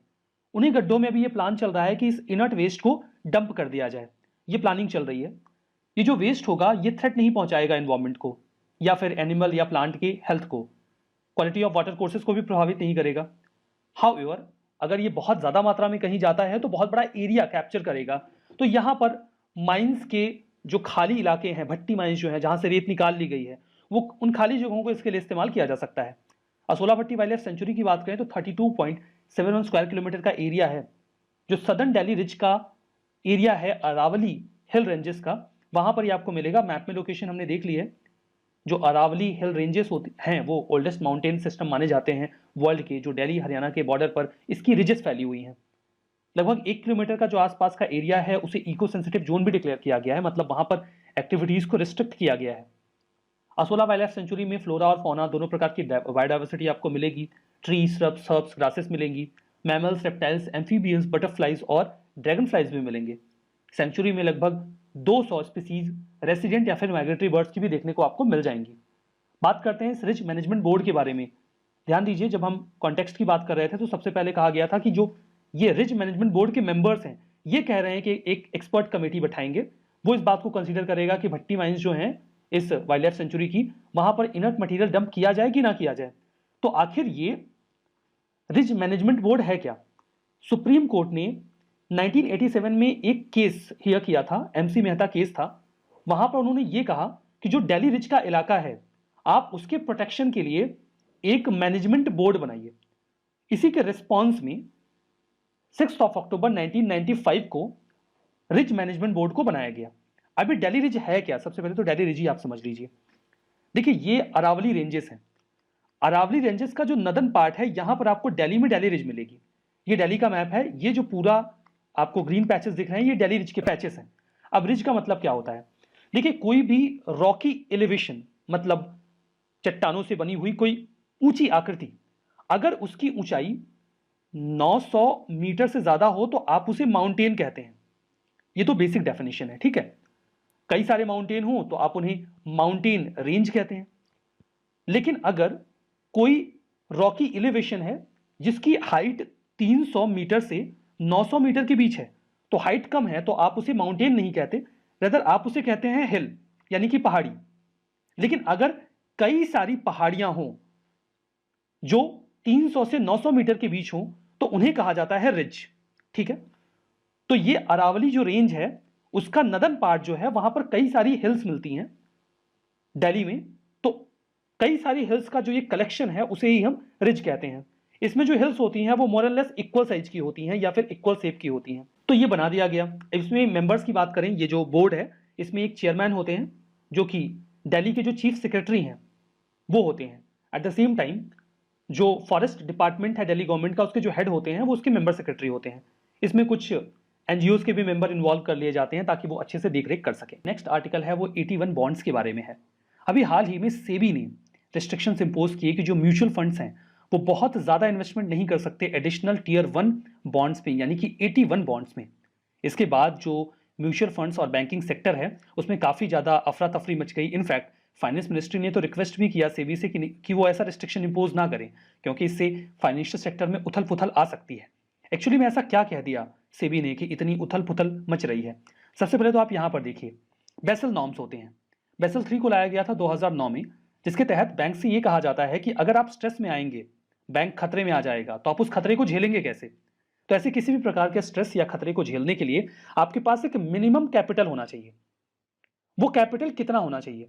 आपके पास वो एसेट जो खतरे में है, यानी कि रिस्क वेटेड जो एसेट है, उसके कंपैरिजन में आपको कुछ अमाउंट तो अपने पास रखना होगा ताकि आप ऐसे खतरों से निपट सकें। जो भारत में अभी बैंक्स के लिए रिस्क वेटेड एसेट के कंपैरिजन में कैपिटल रखने को कहा गया है, दैट इज 11.5%। इसे आप ऐसे समझिए कि सपोज करिए कि बैंक्स ने 500 रुपए का लोन दिया, ठीक है, जिसमें से उन्हें यह पता है कि उनका 400 रुपए का लोन तो वापस आ जाएगा, लेकिन 100 रुपए का जो लोन है वो खतरे में है। या तो वो ऐसे सेक्टर में दिया गया है जहां पर परफॉर्मेंस इंडस्ट्रीज की अच्छी नहीं है, पैसा डूबने का खतरा है, या उनके पास उसके एवज में कोलैटरल नहीं है। तो 100 रुपए अगर उनका ऐसा एसेट है जो रिस्क में है, तो उसके कंपैरिजन में उनके पास कम से कम 11.5 रुपीज होना चाहिए कि अगर ये पैसे वापस ना मिले तो उसे थोड़ा बहुत वो कंपनसेट करने की क्षमता रखते हो। खैर, इतना सिंपल इवैल्यूएशन नहीं होता है। सेक्टर में परसेंटेज वाइज इवैल्यूएशन किया जाता है। लाइक एक समय में स्टील और एल्यूमिनियम सेक्टर जब अच्छा परफॉर्म नहीं करता था तो वहां पे जो भी लोन दिया जाता था उसका रिस्क 200% से 300% तक होता था। तो आपने 100 रुपए ही रिस्क में डाले हैं, लेकिन उसका जो परसेंटेज निकल के आएगा वो 300% निकल के आएगा। तो जो रिस्क होता है वो सेक्टर वाइज भी कम या ज्यादा होता है। अब ये जो पैसा आपको रखना है उसे आप 2 टीयर में रख सकते हैं, टीयर 1 और टीयर 2 में डिवाइड करके। टीयर 1 में आपका जो अमाउंट होना चाहिए वो कम से कम 9% का होना चाहिए। अब टीयर 1 में जो अमाउंट रखा जाता है उसमें आता क्या है? इसमें बैंक का कोर कैपिटल होता है, paid up capital. Paid up capital का मतलब होता है वो अमाउंट जिससे बैंक को शुरू किया गया। इक्विटी होती है, कुछ लोगों ने अपने शेयर्स लिए होते हैं, पैसे लगाए होते हैं बैंक में, वो पैसा टीयर 1 में आएगा। जो बैंक होता है उसके पास जो भी एसेट है जिससे वो डिस्क्लोज करके रखते हैं, बता के रखते हैं, देखिए मेरे पास इतना और रिजर्व है, वो उनका डिस्क्लोज रिजर्व होता है, वो भी टीयर 1 में आता है। ये सारी चीजें टीयर 1 का पार्ट है। टीयर 2 में क्या आता है? बैंक के पास कुछ सप्लीमेंट्री कैपिटल है, कुछ अनडिस्क्लोज्ड रिजर्व है जो वो बताते नहीं है बट उनके पास है, वो भी उनके टीयर 2 का पार्ट है। कुछ डेट इंस्ट्रूमेंट जो थोड़ा रिस्की वे में उन्होंने दिया हुआ है, लॉन्ग टर्म के लिए कोई लोन दिया हुआ है, वो भी उनके टीयर 2 में आ जाता है, जिसका कम से कम मैच्योरिटी पीरियड 5 साल का होना चाहिए, क्योंकि लॉन्ग टर्म की बात हो रही है। ये सारा टीयर 2 में आता है। टीयर 2 का जो कैपिटल है उसे बहुत ट्रस्टवर्दी नहीं माना जाता, क्योंकि इसकी इंफॉर्मेशन पब्लिक डोमेन में कम होती है। टीयर 1 का कैपिटल ट्रस्टवर्दी माना जाता है, इसीलिए इसको 9% रखने की बात कही गई है। अब टीयर 1 को फर्दर आप 2 पार्ट्स में डिवाइड कर सकते हैं, common equity tier 1, additional tier 1। Common equity tier 1 कम से कम 5.5% होना चाहिए। आपका जो भी रिस्की एसेट है उसके सामान्य भाषा में हम बात कर रहे हैं, 5.5% होना चाहिए। अब देखिए, पेड अप कैपिटल जो इन्वेस्टर्स का शेयर है वो सब मिला के 5.5% है, लेकिन अभी देखिए अगर हम बिल्कुल बाउंड्री पे रहते हैं तो 3.5% तो अभी भी कम है ना। तो 3.5% आप यहां पर एडिशनल टीयर 1 में डाल सकते हैं। ये जो एडिशनल टीयर 1 हम कह रहे हैं यही है 81 जिसकी अभी हम बात कर रहे थे। अब 81 में होता क्या है? सपोज करिए कि 100 रुपए का जो लोन है वो खतरे में है, आपको 11.5 रुपए रखने थे, आपने 11.5 रुपए रखे, 9 रुपए आपके टीयर 1 में है, बाकी 2 रुपए टीयर 2 में है, या 2.5 रुपए टीयर 2 में है। यहां पर 5.5% आपको मिनिमम रखना होता है, आपने 6 रुपए रखे हुए हैं, लेकिन आपको टोटल 9 रुपए चाहिए थे। यहां पर 3 रुपए अभी भी आपके पास नहीं है, तो 3 रुपए एडिशनली कलेक्ट करने के लिए आप क्या कर सकते हैं? मतलब अगर आप एक बैंक है तो आप बॉन्ड इशू कर सकते हैं। एडिशनल टीयर 1 में बॉन्ड्स इशू करके मार्केट से पैसे उठाए जा सकते हैं। एडिशनल टीयर 1 में जो बॉन्ड्स इशू किए जाते हैं उनके साथ कई तरीके की दिक्कतें होती हैं, मैं आपको बता देता हूं। पहली दिक्कत तो ये होती है कि इनका मैच्योरिटी पीरियड नहीं बताया जाता, ये कब मैच्योर होंगे। यूजुअली बैंक्स खुद से ही 5 साल या 10 साल में जो प्रिंसिपल अमाउंट है वो वापस कर देते हैं, बट कब करेंगे ऐसा कुछ स्पेसिफाई नहीं किया जाता। दूसरा, इसमें चूंकि प्रिंसिपल अमाउंट कब वापस होगा ये बताया नहीं जाता, इसीलिए इंटरेस्ट बहुत हाई दिया जाता है। लेकिन ये भी कहा जाता है अगर बैंक अच्छा परफॉर्म नहीं कर रहा है तो वो किसी साल आपको इंटरेस्ट देने से मना कर सकते हैं। आप समझ रहे हैं कि एडिशनल टीयर 1 यानी कि 81 में जो भी पैसा इन्वेस्ट किया जा रहा है वो खतरे में है, उसमें रिटर्न ज्यादा मिलता है, इसीलिए लोग अट्रैक्ट होते हैं कि 81 में पैसा डाला जाए। म्यूचुअल फंड बहुत इंसेंटिवाइज होते हैं कि वो 81 में पैसा लगाएं क्योंकि इसमें रिटर्न ज्यादा मिलता है। ज्यादातर बैंक्स डिफॉल्ट नहीं करते, लेकिन 81 में जो भी इन्वेस्टर पैसा लगा रहे हैं उनका पैसा खतरे में जरूर होता है। सेबी नहीं चाहता कि लोगों का पैसा म्यूचुअल फंड बहुत बड़ी संख्या में, बहुत बड़े अमाउंट में 81 में लगाएं, यानी कि एडिशनल टीयर 1 में लगाएं। आपको समझ में आ गया होगा क्यों ना लगाएं, क्योंकि यहां पर जो पैसा लगा है वो खतरे में होता है। बैंक जो है वो किसी साल इंटरेस्ट देने से मना कर सकता है। तो ये पूरा मामला आपको समझ में आ गया। तो 81 के बारे में मैंने आपको जो बताया इसका फुल फॉर्म है एडिशनल टीयर 1 बॉन्ड्स। यहां पर आता है एडिशनल टीयर 1 बॉन्ड्स, जो एडिशनल पैसा इकट्ठा करने के लिए बॉन्ड्स जारी किए जाते हैं बैंक्स के द्वारा। ये अनसिक्योर्ड बॉन्ड होते हैं। कैसे अनसिक्योर्ड होते हैं हमने देख लिया। परपेचुअल टेन्योर होता है, मतलब डिसाइडेड नहीं होता, असीमित होता है, कोई मैच्योरिटी डेट नहीं होती जैसे कि हमने बात की। कॉल ऑप्शन होता है, बैंक स्वतः संज्ञान लेके बाई बैक कर लेते हैं, प्रिंसिपल अमाउंट लौटा देते हैं, बट स्पेसिफिक कंडीशंस में वो लौटाने से मना भी कर सकते हैं। वो स्पेसिफिक कंडीशन क्या है? फॉर एग्जाम्पल 100 रुपए आपका रिस्क में है, आपको 9% यहाँ टीयर 1 में रखना है, जिसमें से सपोज करिए आपने 8% यानी कि 8 रुपए यहाँ कॉमन इक्विटी टीयर 1 में रखा है। 100 रुपए के खतरे पे 8 रुपए 8% हो गया। सपोज करिए कि जो आपका अमाउंट रिस्क में है वो 200 हो जाता है, लेकिन यहाँ टीयर 1 में आपके पास अभी भी 8 रुपए ही हैं, तो ये 200 के एवज में जो 8 रुपए है ये 4% हो जाएगा। अगर यहां पर जो अमाउंट है कॉमन इक्विटी टीयर 1 में ये 5% से नीचे गया तो जो बैंक है या फिर उसकी तरफ से जो आरबीआई है वो ये कह सकता है कि एडिशनल टीयर 1 में जो आपने 1% इकट्ठा किया है वो हम लोगों का वापस नहीं करेंगे। यहां पर जिन लोगों ने पैसा इन्वेस्ट किया होगा उनका डूब जाएगा। तो एडिशनल टीयर 1 में जो प्रिंसिपल अमाउंट होता है वो भी खतरे में रहता है। देखिए, ये बॉन्ड्स किसी भी बैंक के टीयर 1 कैपिटल को बूस्ट करने के लिए जारी किए जाते हैं। सबऑर्डिनेट डेट इंस्ट्रूमेंट है। म्यूचुअल फंड्स एक बहुत बड़ा हिस्सा इसका कवर करते हैं। 90,000 करोड़ के ये एडिशनल टीयर 1 बॉन्ड्स जारी किए गए हैं, जिसमें से 35,000 करोड़ के तो बॉन्ड्स म्यूचुअल फंड्स ने ही खरीद रखे हैं। अभी रिसेंट सर्कुलर में सेबी ने कहा कि आपको इन बॉन्ड्स को 100 ईयर इंस्ट्रूमेंट मानना होगा। आप ये मान के चलेंगे कि ऐसे इंस्ट्रूमेंट हैं जो 100 साल में मैच्योर होते हैं। आप इसमें कम इन्वेस्ट करेंगे क्योंकि इससे नुकसान होने की संभावना है, और ये 100 साल बाद रिडीम किए जा सकते हैं। ये इंस्ट्रूमेंट रिस्कियर होते हैं, जैसे कि हमने बात की। ये मुद्दा इसलिए भी हाईलाइटेड है क्योंकि अभी कुछ समय पहले जब यस बैंक काफी खतरे में आया था तो आरबीआई ने उनके 8,400 करोड़ का 81 बॉन्ड का जो अमाउंट था उसे राइट ऑफ कर दिया था। मतलब जिन लोगों ने इतने अमाउंट 81 बॉन्ड में लगाए थे उनके पैसे डूब गए। ऐसा रिस्क दोबारा जनरेट ना हो, 81 बॉन्ड में लोगों का पैसा डूबे ना, इसीलिए सेबी ने म्यूचुअल फंड्स के लिए ये रूल्स एंड रेगुलेशंस ऑप्ट किए हैं। हमारा नेक्स्ट आर्टिकल फॉरेक्स रिजर्व के बारे में है। इंडिया का जो फॉरेन एक्सचेंज रिजर्व है वो अभी रसिया को क्रॉस कर गया है और अभी हम 4th लार्जेस्ट फॉरेक्स रखने वाली कंट्री बन चुके हैं। फॉरेक्स होता क्या है, यानी कि फॉरेन एक्सचेंज रिजर्व होता क्या है? देखिए, किसी भी कंट्री का जो फॉरेक्स होता है वो एक प्रकार का एसेट है उस कंट्री के लिए, जिसे उस कंट्री की सेंट्रल बैंक अपने पास रखती है। ये कई तरीके से इसके कुछ कंपोनेंट्स होते हैं, मतलब किस रूप में इसे रखा जाता है उसे भी हम समझेंगे। फॉरेक्स का एक इंपॉर्टेंट कंपोनेंट यूएस डॉलर भी होता है। किसी भी कंट्री का जो सेंट्रल बैंक है वो ज्यादा से ज्यादा फॉरेक्स मेंटेन करने की कोशिश करता है क्योंकि वो उस कंट्री के फंड को बैकअप देता है। कोई ऐसा केस आ जाए जहां पर इंडिया का रुपये बिल्कुल डीवैल्यू हो जाए, उसकी इंटरनेशनल मार्केट में वैल्यू ना रह जाए, तो हमें इंपोर्ट में काफी दिक्कत हो जाएगी। इन दैट केस हम अपने फॉरेक्स का इस्तेमाल कर सकते हैं इंपोर्ट करने के लिए। बैलेंस ऑफ पेमेंट का एक बहुत ही इंपॉर्टेंट कंपोनेंट होता है जो हमारा फॉरेक्स होता है। फॉरेक्स में एक्चुअली में क्या होता है? देखिए, फॉरेक्स कुछ कंपोनेंट से मिलकर बनता है, जिसमें पहला तो है gold.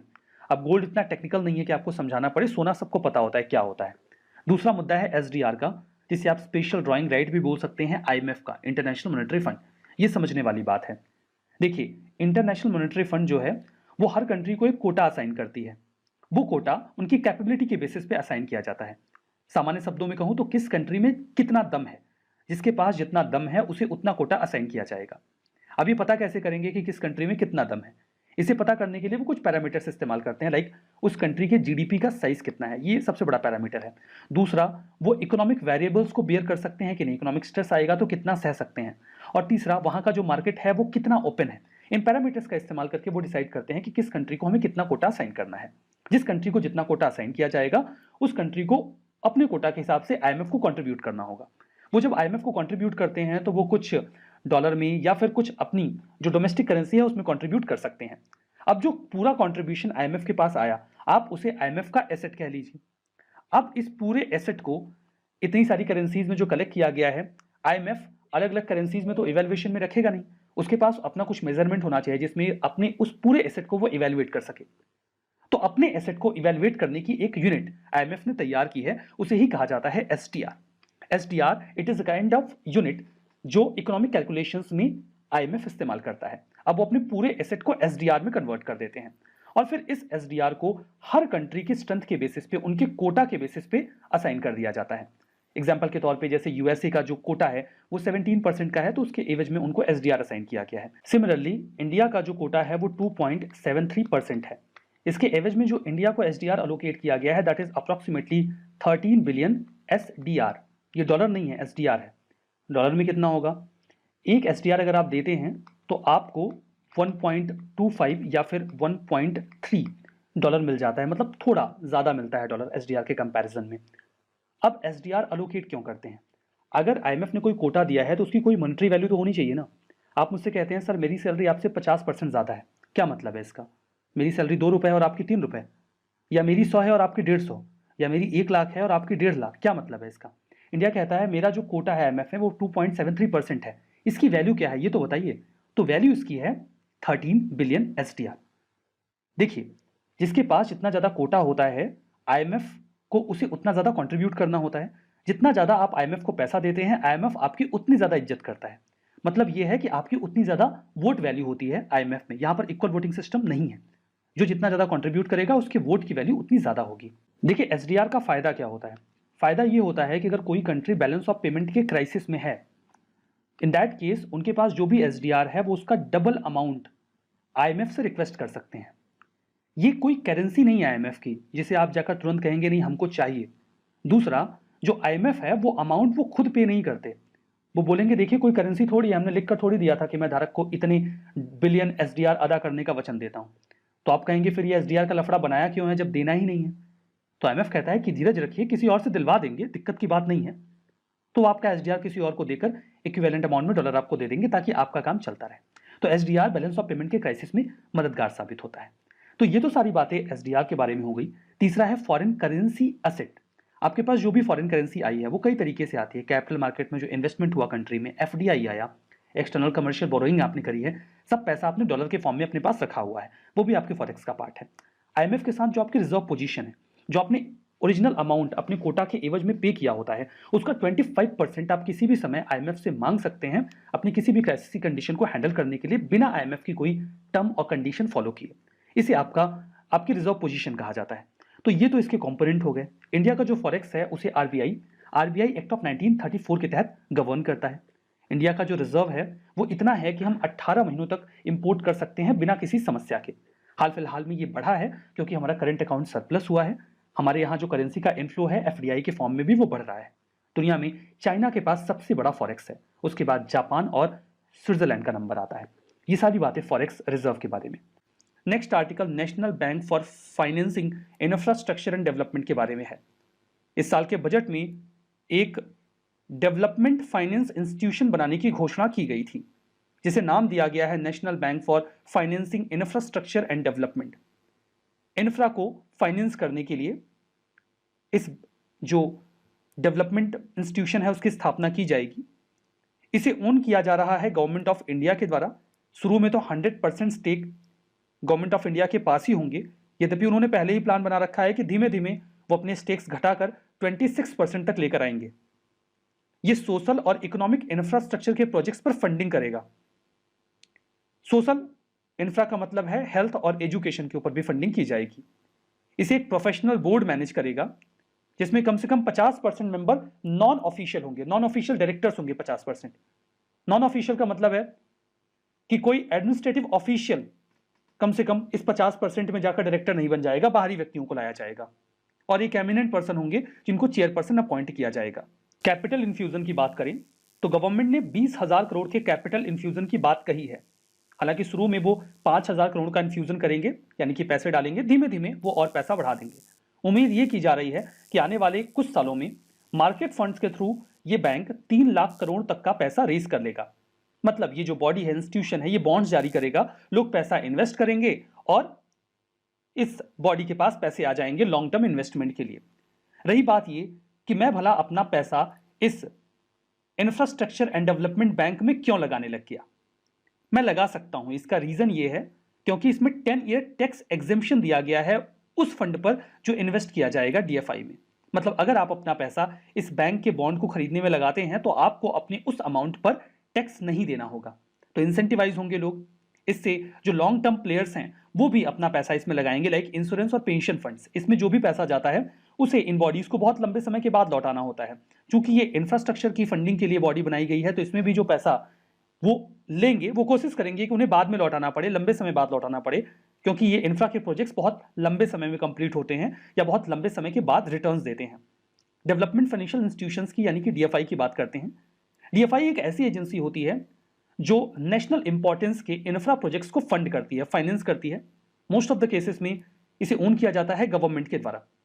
At the same time ये बैंक जो भी बोरोइंग करता है उसमें गवर्नमेंट की गारंटी होती है, लाइक इन्होंने बॉन्ड जारी किया, आपने अपने पैसे लगाए, इसका मतलब ये है कि वो पैसे डूबेंगे नहीं। अगर वो बैंक आपका पैसा वापस नहीं कर पाता तो गवर्नमेंट वापस करेगी, जिससे इनकी कॉस्ट ऑफ फंडिंग कम हो जाती है। कॉस्ट ऑफ फंडिंग कम होने का मतलब ये है चूंकि इनके पीछे गवर्नमेंट की गारंटी होती है, इनकी बोरोइंग के पीछे, तो ये हमेशा ऐंठ में रहते हैं। ऐंठ में रहने का मतलब ये है कि हम ज्यादा ब्याज नहीं देंगे, आपको पैसा हमारे पास हमारे बॉन्ड में लगाना हो तो लगाइए। लोग लगाते हैं क्योंकि सिक्योर इन्वेस्टमेंट होता है। डीएफआई की बात करते हैं तो जो फर्स्ट डीएफआई इंडिया में था that was industrial financial corporation of India, 1948 में तैयार किया गया था।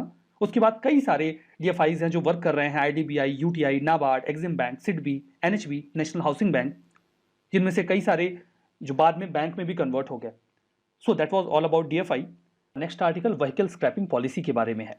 अभी हाल ही में union minister for road transport and highways ने व्हीकल स्क्रैपिंग पॉलिसी या फिर voluntary vehicle fleet modernisation programme को लॉन्च किया। अगर आपकी गाड़ी पुरानी है या बहुत ज़्यादा पोल्यूशन फैला रही है तो सरकार चाहती है कि आप उसे स्क्रैप कर दें। लेकिन कैसे पता चलेगा कि आपकी गाड़ी अब इस स्थिति में नहीं कि उसे चलाया जा सके? इसके लिए आपकी व्हीकल का फिटनेस टेस्ट होगा। अगर आपके पास कोई कमर्शियल व्हीकल है तो आप उसे इस फिटनेस सेंटर में लेकर जाएंगे। ऑटोमेटेड फिटनेस सेंटर्स बनाए गए हैं। इन फिटनेस जो सेंटर्स हैं उन्हें इंटरनेशनल बेस्ट प्रैक्टिसेस को ऑप्ट करके तैयार किया गया है। कंपैरेटिव स्टडी की गई है जर्मनी, यूके, यूएसए और जापान की, और जो सभी मॉडर्न टूल्स हैं उनका इस्तेमाल किया जाएगा गाड़ियों के फिटनेस को इवेलुएट करने के लिए। अगर commercial vehicle fitness test pass नहीं कर पाती है तो फिर उसे स्क्रैप करना होगा। अगर कोई भी पर्सनल व्हीकल, प्राइवेट व्हीकल 15 साल से इस्तेमाल में है तो फिर उसका रजिस्ट्रेशन रिन्यू करवाना होता है, उसे भी फिटनेस सेंटर में गुजारा जाएगा। अगर वहाँ पर फिटनेस पास नहीं कर पाता है तो उसे भी स्क्रैप करना होगा, फिर उसे रिन्यू नहीं किया जाएगा। अगर आपकी गाड़ी फिटनेस टेस्ट पास नहीं कर पाई तो end of life vehicle declare कर दिया जाएगा, फिर उसे स्क्रैपिंग सेंटर्स में ले जाकर स्क्रैप करना होगा। उसके पार्ट्स को अलग कर दिया जाएगा, फाइबर, प्लास्टिक, रबर, सब अलग अलग। इसका फायदा ये होगा कि इन आइटम्स को, इन पार्ट्स को रीयूज किया जाएगा ऑटोमोबाइल सेक्टर में। इससे इन पार्ट्स की जो इंपोर्ट में सरकार पैसा खर्च करती है उससे हमें फायदा होगा। इससे आत्मनिर्भर भारत या मेक इन इंडिया का जो कॉन्सेप्ट है वो इंसेंटिवाइज होगा। अब कैसे पता चलेगा कि आपकी जो गाड़ी है वो फिटनेस टेस्ट पास कर पाएगी कि नहीं? क्या स्टैंडर्ड्स होंगे? एमिशन टेस्ट किया जाएगा। कहीं गाड़ी बहुत ज़्यादा एमिशन तो नहीं करती? अगर आपकी गाड़ी की हालत ये है तो फिर तो आपकी गाड़ी गई। एट द सेम टाइम जो सेफ्टी इक्विपमेंट है वो अच्छे से वर्क कर रहे हैं कि नहीं? ये सभी parameters central motor vehicle rules 1989 के अकॉर्डिंग ही सेट किए गए हैं। अगर आप अपनी पुरानी गाड़ी को स्क्रैप करके नई गाड़ी खरीदते हैं तो सरकार आपको कुछ इंसेंटिव्स भी दे रही है। लाइक प्राइवेट व्हीकल्स पर आप जो रोड टैक्स पे करते हैं उसमें 25% की छूट मिल जाएगी और कमर्शियल व्हीकल्स पर 15% की छूट मिलेगी। एट द सेम टाइम जब आप अपनी पुरानी व्हीकल को स्क्रैप करवाएंगे तो आपको एक स्क्रैपिंग सर्टिफिकेट भी मिलेगा। जब आप नई गाड़ी खरीदने जाएंगे और आप अपने इस स्क्रैपिंग सर्टिफिकेट को दिखाएंगे तो आपको आपकी नई गाड़ी की कीमत पे 5% का डिस्काउंट भी मिल जाएगा। वहीं दूसरी ओर अगर कोई अपनी पुरानी गाड़ी को वापस से री रजिस्टर करवाना चाहता है तो उसके रजिस्ट्रेशन की फीस को बहुत ज़्यादा बढ़ा दिया गया है ताकि लोग री रजिस्ट्रेशन से डिसइंसेंटिवाइज हों। वर्ल्ड हैप्पीनेस रिपोर्ट 2021 के बारे में है। मैं तो बहुत दुखी हूं, पूरा भारत बहुत ज़्यादा दुखी है। ऐसा मैं नहीं कह रहा, ऐसा कह रहा है सस्टेनेबल डेवलपमेंट सॉल्यूशंस नेटवर्क का वर्ल्ड हैप्पीनेस रिपोर्ट ऑफ 2021, जो कि यूनाइटेड नेशंस के अंडर में वर्क करता है। इंटरनेशनल हैप्पीनेस डे के एक दिन पहले ये रिपोर्ट पब्लिश की गई। इंडिया की रैंकिंग इस बार भी बहुत खराब है। न्यूमेरिकली थोड़ा इंप्रूव दिखेगा, बट उतना भी इंप्रूव नहीं है। वर्ल्ड हैप्पीनेस रिपोर्ट एक एनुअल रिपोर्ट है जिसे यूनाइटेड नेशंस के परव्यू में आने वाला sustainable development solutions network release करता है। रिपोर्ट ये दिखाता है कि किस देश में लोग कितने खुश हैं, इस बार कोविड-19 को किस तरीके से रिस्पॉन्ड किया गया, उसका क्या इफेक्ट पड़ा, उसे भी इवैल्यूएशन में लिया गया। तो कैसे पता करती है ये रिपोर्ट कि कौन सा देश कितना खुश या कितना दुखी है? देखिए 6 पैरामीटर्स इसमें इस्तेमाल किए जाते हैं। जैसे पहला है gross domestic product per capita. इसका डेटा तो हर कंट्री के पास होता है, आसानी से मिल जाता है। सोशल सपोर्ट, इस पर बात करेंगे। Healthy life expectancy at birth, इसका भी डेटा इजीली मिल जाता है। Freedom to make life choices, generosity और परसेप्शन ऑफ करप्शन, इन चारों पॉइंट्स का डेटा आसानी से नहीं मिलता, किसी भी कंट्री के पास इसका डेटा नहीं होता। फॉर दैट पर्पज एक सर्वे किया जाता है हर देश में। इस सर्वे को कंडक्ट करता है गैलप वर्ल्ड पोल। लोगों से पूछते हैं, बहुत कम लोगों से पूछते हैं, 1000 से 3000 लोगों के बीच में ये सर्वे करके पूरे देश के ऊपर ठप्पा मोहर लगा दिया जाता है। सोशल सपोर्ट का मतलब ये है कि जब आप टफ सिचुएशन में हो, प्रॉब्लम में हो, तो आपको क्या लगता है आपके फैमिली मेंबर्स, आपके दोस्त आपकी मदद के लिए आएंगे कि नहीं? यहाँ पर आपके पास अपनी एजुकेशन, अपनी लाइफस्टाइल में चॉइसेस ऑप्ट करने की आज़ादी है कि नहीं? जेनरोसिटी, आपने पिछले 1 महीने में कहीं कोई दान किया था कि नहीं? परसेप्शन ऑफ करप्शन, क्या सरकार और बिजनेसेस में करप्शन है, आपको क्या लगता है? तो कुल मिला के बहुत लिमिटेड नंबर ऑफ लोगों के बीच में ये एक परसेप्शन सर्वे करके डिसाइड कर लिया जाता है कि उस देश की कंडीशन क्या है। रिस्पॉन्डेंट से कहा जाता है कि वो 0 से 10 के बीच में अपनी रैंकिंग दें और उसको एवरेज कर लिया जाता है। फाइंडिंग्स में फिनलैंड को टॉप पे रखा गया और ये चौथी साल लगातार फिनलैंड को टॉप पे रखा गया है। फर्स्ट परफॉर्मर है अफगानिस्तान, 149वां स्थान दिया गया है। इंडिया को 149 कंट्रीज में 139वीं रैंक दी गई है। पिछली बार 156 देशों में 144वां स्थान था, तो इस बार भी कुछ खास अच्छा नहीं है। न्यूमेरिकली हमें इंप्रूव दिखेगा, ठीक है। यहां पर बात करते हैं सस्टेनेबल डेवलपमेंट सॉल्यूशंस नेटवर्क के बारे में। 2012 में इसे लॉन्च किया गया था ताकि जो प्रैक्टिकल प्रॉब्लम्स हैं उनको सॉल्व करने के सॉल्यूशंस ऑप्ट किए जा सके, जिसकी मदद से हम सस्टेनेबल डेवलपमेंट गोल्स को पूरा कर सकें और पेरिस क्लाइमेट एग्रीमेंट को भी फॉलो कर सकें। इसे यूनाइटेड नेशंस सेक्रेटरी जनरल के अंडर में स्टैब्लिश किया गया था। SDSN बर्टल्समैन स्टिफ्टुंग के साथ मिलकर एक एनुअल SDG इंडेक्स और डैशबोर्ड ग्लोबल रिपोर्ट 2016 से ही पब्लिश कर रहा है। हमारा next article Shyamala Gopinath committee के बारे में है। 5 मेंबर की स्टैंडिंग एक्सटर्नल एडवाइजरी कमेटी का गठन किया गया RBI के द्वारा। इसके हेड होंगे RBI के डिप्यूटी गवर्नर श्यामला गोपीनाथ। इनको काम ये दिया गया है कि यूनिवर्सल बैंक्स और स्मॉल फाइनेंस बैंक्स के लिए जो RBI के पास एप्लीकेशंस आ रहे हैं कि वो ये बैंक खोलना चाहते हैं, तो उसको वो इवेल्युएट करें कि उनको अनुमति दी जाए अथवा ना दी जाए। इस कमेटी को इन एप्लीकेशंस को 3 साल के भीतर इवेल्युएट करना होगा। मैंडेट में यही है कि यूनिवर्सल बैंक और स्मॉल फाइनेंस बैंक को इस सबसे पहले तो RBI खुद ही इवेल्युएट करेगी कि वो प्राइमा फेसिया, प्रथम दृष्टया जो एलिजिबिलिटी है उसे पूरा करते हैं कि नहीं एप्लीकेंट्स। उसके बाद फिर इस कमेटी को दे दिया जाएगा कि आप देखिए इनको लाइसेंस दिया जाए अथवा ना दिया जाए। सेंट्रल बैंक का इनिशिएटिव था, उन्होंने अनाउंस किया था इसके पहले कि अब वो ऑन टैप लाइसेंसिंग का प्रावधान लेकर आएंगे। ऑन टैप लाइसेंसिंग का मतलब ये है कि पहले एक सर्टेन टाइम पीरियड के बाद लाइसेंसिंग का मैकेनिज्म ओपन किया जाता था, तभी किसी को लाइसेंस मिलता था। लेकिन बाद में RBI ने बोला कि नहीं, हम साल भर विंडो ओपन रखेंगे, कोई एप्लीकेशन देना चाहता है तो दे दे, हम इवेल्युएट करके अगर लाइसेंस देने की कंडीशन होगी तो दे देंगे। तो पूरे साल लाइसेंस देने की प्रक्रिया को ही ऑन टैप लाइसेंसिंग मैकेनिज्म कहा गया है। यूनिवर्सल बैंकिंग का मतलब क्या होता है? कोई ऐसा बैंक जो हर तरीके की सर्विस प्रोवाइड करवाए, कोई रिस्ट्रिक्टेड सर्विस नहीं है। मतलब वो इन्वेस्टमेंट बैंकिंग भी कर रहे हैं, कमर्शियल बैंकिंग भी कर रहे हैं, डेवलपमेंट बैंकिंग भी कर रहे हैं, इंश्योरेंस और जो बाकी की सर्विसेज हैं like merchant banking, mutual fund, factoring, housing finance, insurance, सारी सर्विसेज दे रहे हैं, उनको यूनिवर्सल बैंकिंग कहा जाता है, ठीक है। इस प्रक्रिया को यूनिवर्सल बैंकिंग बोलते हैं और जो बैंक्स ये सारी सर्विसेज देते हैं उनको यूनिवर्सल बैंक बोलते हैं। हमारा next article road tap scheme के बारे में है। रोड टैप स्कीम, इसका फुल फॉर्म क्या है? रोड टैप का फुल फॉर्म है रेमिशन of duties and taxes on export products. Road tap इसका ये फुल फॉर्म है।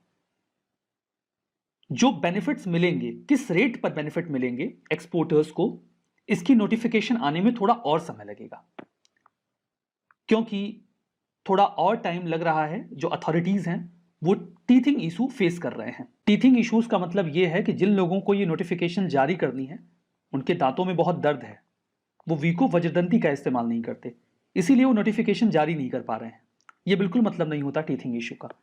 टीथिंग इशू का मतलब ये होता है कि जब भी कोई नया प्रोजेक्ट लॉन्च किया जाता है तो इनिशियल फेज में उसमें कुछ प्रॉब्लम्स आती हैं, आप उसे शॉर्ट टर्म प्रॉब्लम कह सकते हैं। तो टीथिंग इशू एक फ्रेज है जिसका इस्तेमाल शॉर्ट टर्म प्रॉब्लम्स के लिए किया जाता है, किसी भी प्रोजेक्ट में इनिशियल फेज में जो प्रॉब्लम्स आती हैं उनके लिए। तो ये जो इश्यूज हैं उनकी वजह से थोड़ा लेट हो रहा है। रोडटेप स्कीम के बारे में बात करते हैं। ये एक्सपोर्टर्स के लिए है। हम इंडिया के एक्सपोर्टर्स को कुछ फायदा देंगे ताकि जब उनका सामान ग्लोबल मार्केट में पहुंचे तो वो कॉस्ट कॉम्पिटिटिव हो और एक लेवल प्लेइंग फील्ड अवेल कर सके।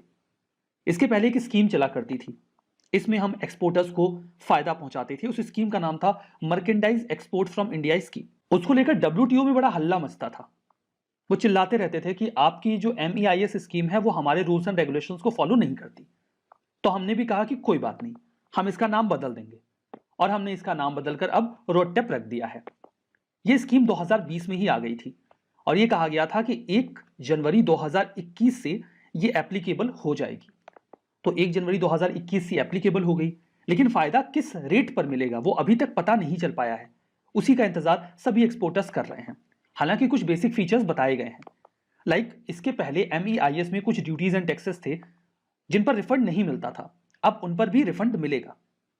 दूसरा फायदा ये होगा कि जो क्रेडिट है वो ऑटोमेटिकली जनरेट हो जाएगा। अगर आपने टैक्स पे किया है, वो टैक्स आपको रिफंड में मिलना है, तो उसका क्रेडिट आपके ऑटो जनरेटेड अकाउंट में आ जाएगा, जिसका इस्तेमाल आप फर्दर किसी टैक्स को पे करने के लिए भी कर सकते हैं। अगर कहीं पर कोई वेरिफिकेशन रिक्वायर्ड है तो डिजिटल मोड से क्विक वेरिफिकेशन होगा। मल्टी सेक्टर स्कीम है, सभी सेक्टर्स पे एप्लीकेबल है और MEIS की तुलना में WTO के जो नॉर्म्स हैं उनसे ज्यादा कंप्लायंट है। एलिजिबिलिटी क्राइटेरिया की बात करें तो सभी सेक्टर्स इसमें एलिजिबल हैं, कोई डिस्क्रिमिनेशन नहीं किया गया है। बट एक बात का ध्यान रखिएगा, it is just for goods not for services, ठीक है। हालांकि ऐसे सेक्टर्स को ज्यादा प्रायोरिटी दी जाएगी जो लोग लेबर इंटेंसिव है, like textile sector, leather sector, उनको दोनों ही इसके लिए एलिजिबल हैं। मैन्युफैक्चरर एक्सपोर्टर्स और मर्चेंट एक्सपोर्टर्स। मैन्युफैक्चरर एक्सपोर्टर्स वो लोग होते हैं जो किसी सामान को मैन्युफैक्चर भी करते हैं और खुद ही एक्सपोर्ट कर देते हैं। मर्चेंट एक्सपोर्टर्स वो होते हैं जो सामान को खुद मैन्युफैक्चर नहीं करते, रेदर किसी से खरीद के उसके बाद वो उसको एक्सपोर्ट कर देते हैं। अभी तक कोई पार्टिकुलर टर्नओवर नहीं बताया गया है थ्रेशोल्ड कि आपका इतना टर्नओवर है तभी आपको रोडटेप में फायदा मिलेगा, ऐसा अभी कुछ नहीं है। तो कोई पार्टिकुलर टर्नओवर नहीं है, सभी लोग इसका फायदा उठा सकते हैं एज पर प्रेजेंट इंफॉर्मेशन। ध्यान दीजिएगा कि री एक्सपोर्टेड प्रोडक्ट्स इसके लिए एलिजिबल नहीं है। एक्सपोर्टेड प्रोडक्ट्स का जो ओरिजिन है वो इंडिया ही होना चाहिए। ऐसा नहीं कि जापान से सामान मंगाया इंडिया में और इंडिया से USA में भेज दिया और बोला कि हमको रोडटेप स्कीम के तहत फायदा चाहिए, ये वाला जो काम है वो नहीं चलेगा। स्पेशल इकोनॉमिक जोन की जो यूनिट्स हैं और एक्सपोर्ट ओरिएंटेड जो यूनिट्स हैं जिनको ऑलरेडी बहुत सारे फायदे मिल रहे होते हैं बट वो भी इसके लिए एलिजिबल हैं, उन्हें बाहर नहीं रखा गया है। अगर कोई भी गुड ई-कॉमर्स प्लेटफॉर्म के जरिए एक्सपोर्ट किया जा रहा है किसी दूसरे देश में, वो भी रोडटेप का फायदा उठा सकते हैं। जो हमारा नेक्स्ट आर्टिकल है वो ऑक्सफैम इनइक्वालिटी इंडेक्स के बारे में है। अभी हाल ही में minister of labour and employment ने रिटन रिप्लाई दिया जब उनसे सवाल पूछा गया था कि ऑक्सफैम इनइक्वालिटी इंडेक्स में इंडिया की परफॉर्मेंस अच्छी क्यों नहीं है। सो दैट वाज द कॉन्टेक्स्ट। बात करते हैं इस इंडेक्स के बारे में। इस इंडेक्स को रिलीज किया जाता है ऑक्सफैम इंटरनेशनल के द्वारा। इस इंडेक्स में 148 कंट्रीज को इवेल्युएट किया गया था 3 एरियाज में इवेल्युएशन मेजर्स को ऑप्ट करके। वो 3 एरियाज कौन से थे? एक्चुअली में देखिए, सरकार क्या प्रयास कर रही है देश में इनइक्वालिटी को कम करने के लिए।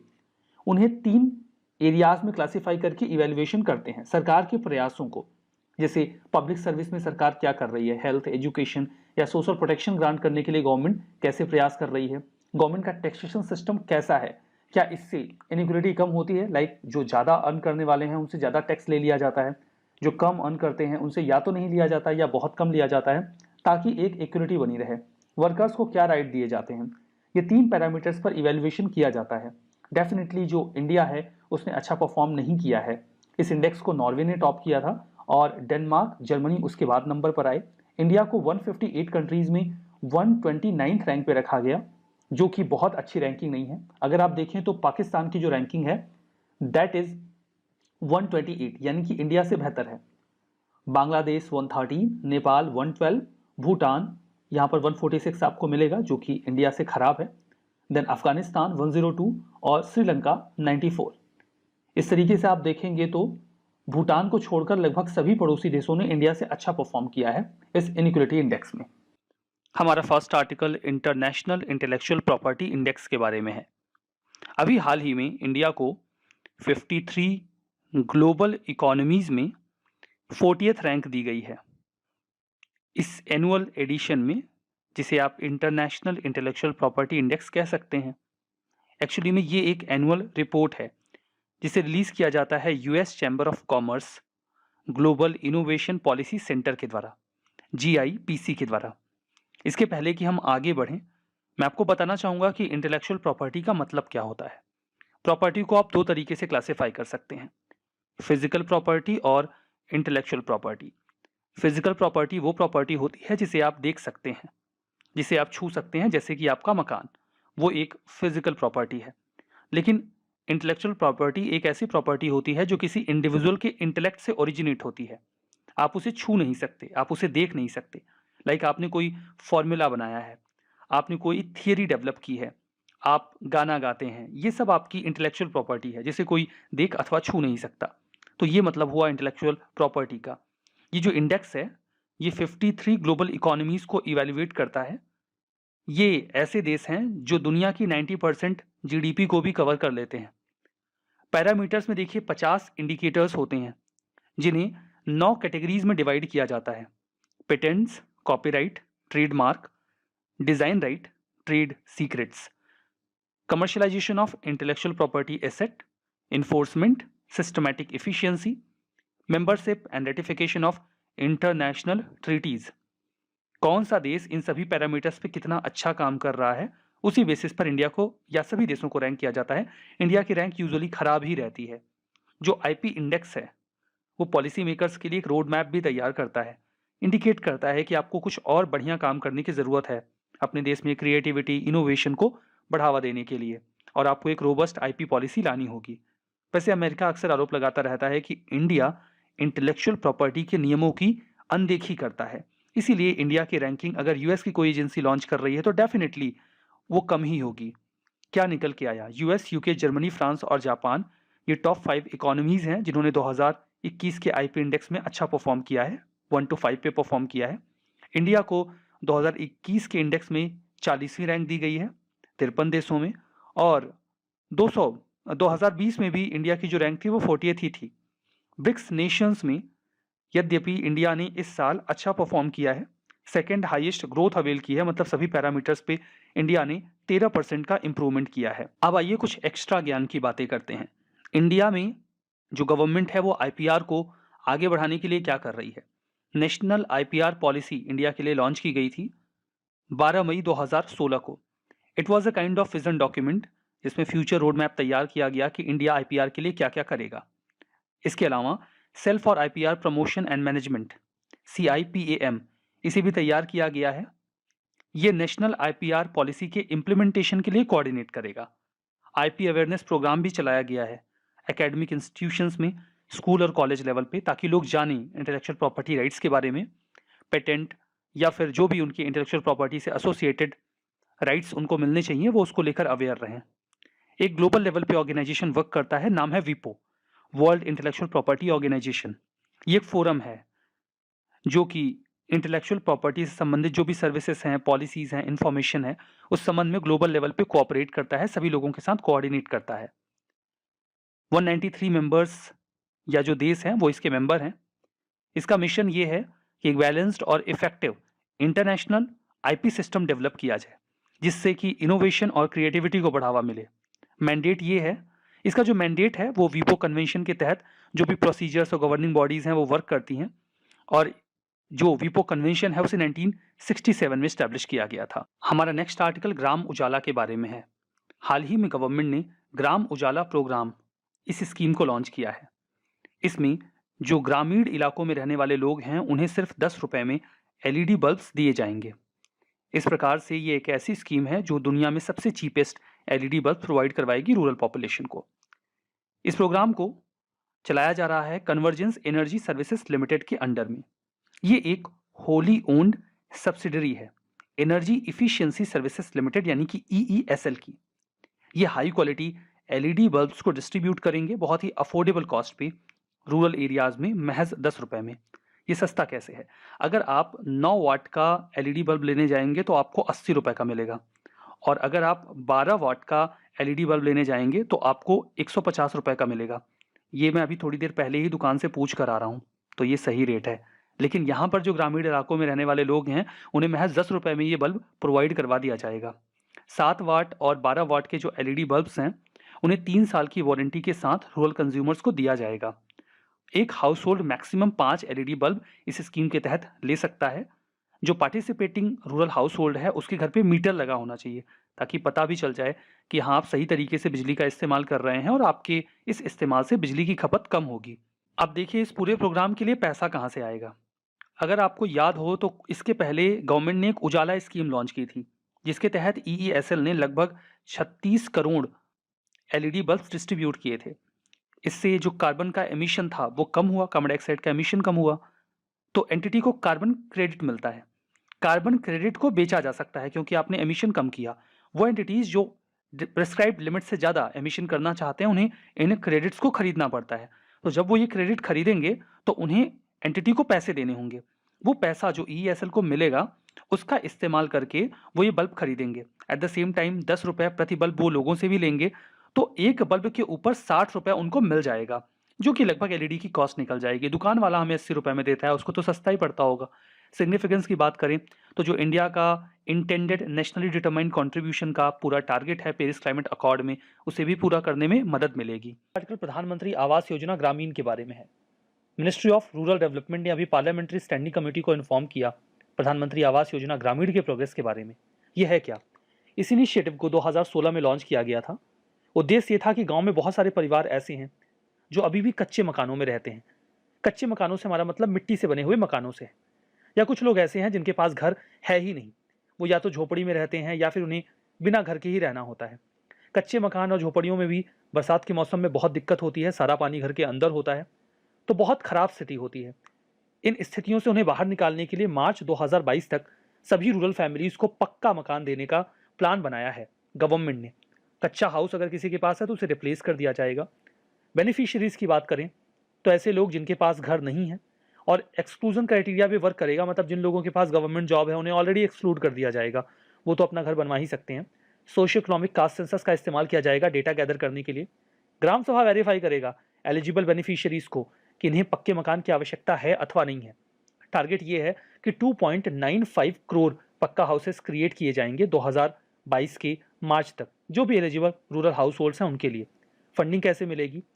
देखिए, सेंटर और स्टेट गवर्नमेंट मिलकर फंड कर रहे हैं। 90-10 का क्राइटेरिया होगा। 90% जो फंड होगा वो सेंटर से जाएगा, 10% स्टेट से जाएगा। कहाँ? नॉर्थ ईस्टर्न स्टेट्स के लिए, हिमालयन स्टेट्स के लिए और हिमालयन यूटीज के लिए, जबकि बाकी स्टेट्स में रेशो 60-40 का होगा। 60 सेंट्रल गवर्नमेंट का, 40 स्टेट गवर्नमेंट का। यूटीज के केस में तो सारा पैसा सेंट्रल गवर्नमेंट ही देती है। मॉनिटरिंग की बात करें तो जो प्रोग्राम इम्प्लीमेंटेशन है उसे इलेक्ट्रॉनिकली तो मॉनिटर किया ही जाएगा। एट द सेम टाइम जो कम्युनिटी पार्टिसिपेशन है उसका भी सहारा लिया जाएगा। Member of parliament, centre state government के ऑफिशियल्स, नेशनल लेवल पे भी इस पूरे प्रोग्राम की या इनिशिएटिव की जो मॉनिटरिंग है उसे की जा रही है, उसका इस्तेमाल किया जा रहा है। हमारा अगला आर्टिकल है ब्लू इकोनॉमी के बारे में। अब ये ब्लू इकोनॉमी क्या होता है? इसका मतलब होता है कि जो ओशन के रिसोर्सेज हैं उसको हम अपनी इकोनॉमिक ग्रोथ के लिए यूज़ करें, चाहे वो जॉब क्रिएशन की बात हो, मछली पकड़ के अपना लाइवलीहुड की बात हो, या फिर ओशन से जो भी रिसोर्सेज मिलते हैं उसकी बात हो। तो क्या एक अनलिमिटेड लेवल पे, इन्फिनिट लेवल पे इसको हम एक्सप्लॉइट कर सकते हैं? यहाँ पर बात इतनी है कि हमें इसको सस्टेनेबली यूज़ करना है। तो ब्लू इकोनॉमी में कौन कौन से फैक्टर्स आते हैं ये देखिए। Renewable energy, fisheries, maritime transportation जो होता है वो भी ब्लू इकोनॉमी में आएगा। वेस्ट मैनेजमेंट, आपको पता है सरगासो सी में जो प्लास्टिक का बहुत बड़ा एक ढेर बन गया है, उस तरीके के इश्यूज़ भी आएंगे। क्लाइमेट चेंज की बात करी जाएगी, जो क्लाइमेट चेंज की वजह से जो सी सरफेस राइज हो रहा है, जिसकी वजह से जो छोटे छोटे आइलैंड नेशंस हैं वो डूबते जा रहे हैं। और इसके साथ में हम टूरिज्म की भी बात करेंगे। तो ये सारे फैक्टर्स मिलके ब्लू इकोनॉमी कंसिस्ट करते हैं। अब ये खबर में इसलिए है क्योंकि जो मिनिस्ट्री ऑफ अर्थ साइंस है इन्होंने रिसेंटली एक पेपर ड्राफ्ट किया है, और ये जो पेपर ड्राफ्ट किया है इसमें कुछ पॉलिसीज़ हैं और ये पब्लिक फोरम में रखी गई हैं जो अलग अलग स्टेक होल्डर्स हैं, चाहे वो एनजीओ की बात करें, एकेडमी की बात करें, सिटीजन्स की बात करें, ये सब अपने अपने विचार इस पर व्यक्त करेंगे, अपने सजेशंस देंगे। वर्ल्ड बैंक भी ब्लू इकोनॉमी की डेफिनेशन देता है जिसमें बात करी जाती है सस्टेनेबल यूज़ की, जो आपका ओशन रिसोर्सेज हैं उसकी, ताकि आप इकोनॉमिक ग्रोथ भी कर पाएँ, लाइवलीहुड को इंप्रूव कर पाएँ, जॉब्स क्रिएट कर पाएँ, ओशन इकोसिस्टम की हेल्थ को भी हमें ध्यान में रखते हुए ये सारी चीज़ें करनी है। अब इंडिया के लिए बहुत इंपॉर्टेंट है, ये शब्द ब्लू इकोनॉमी दिया गया था एक प्रोफेसर के द्वारा जिनका नाम है गुंटर पॉली।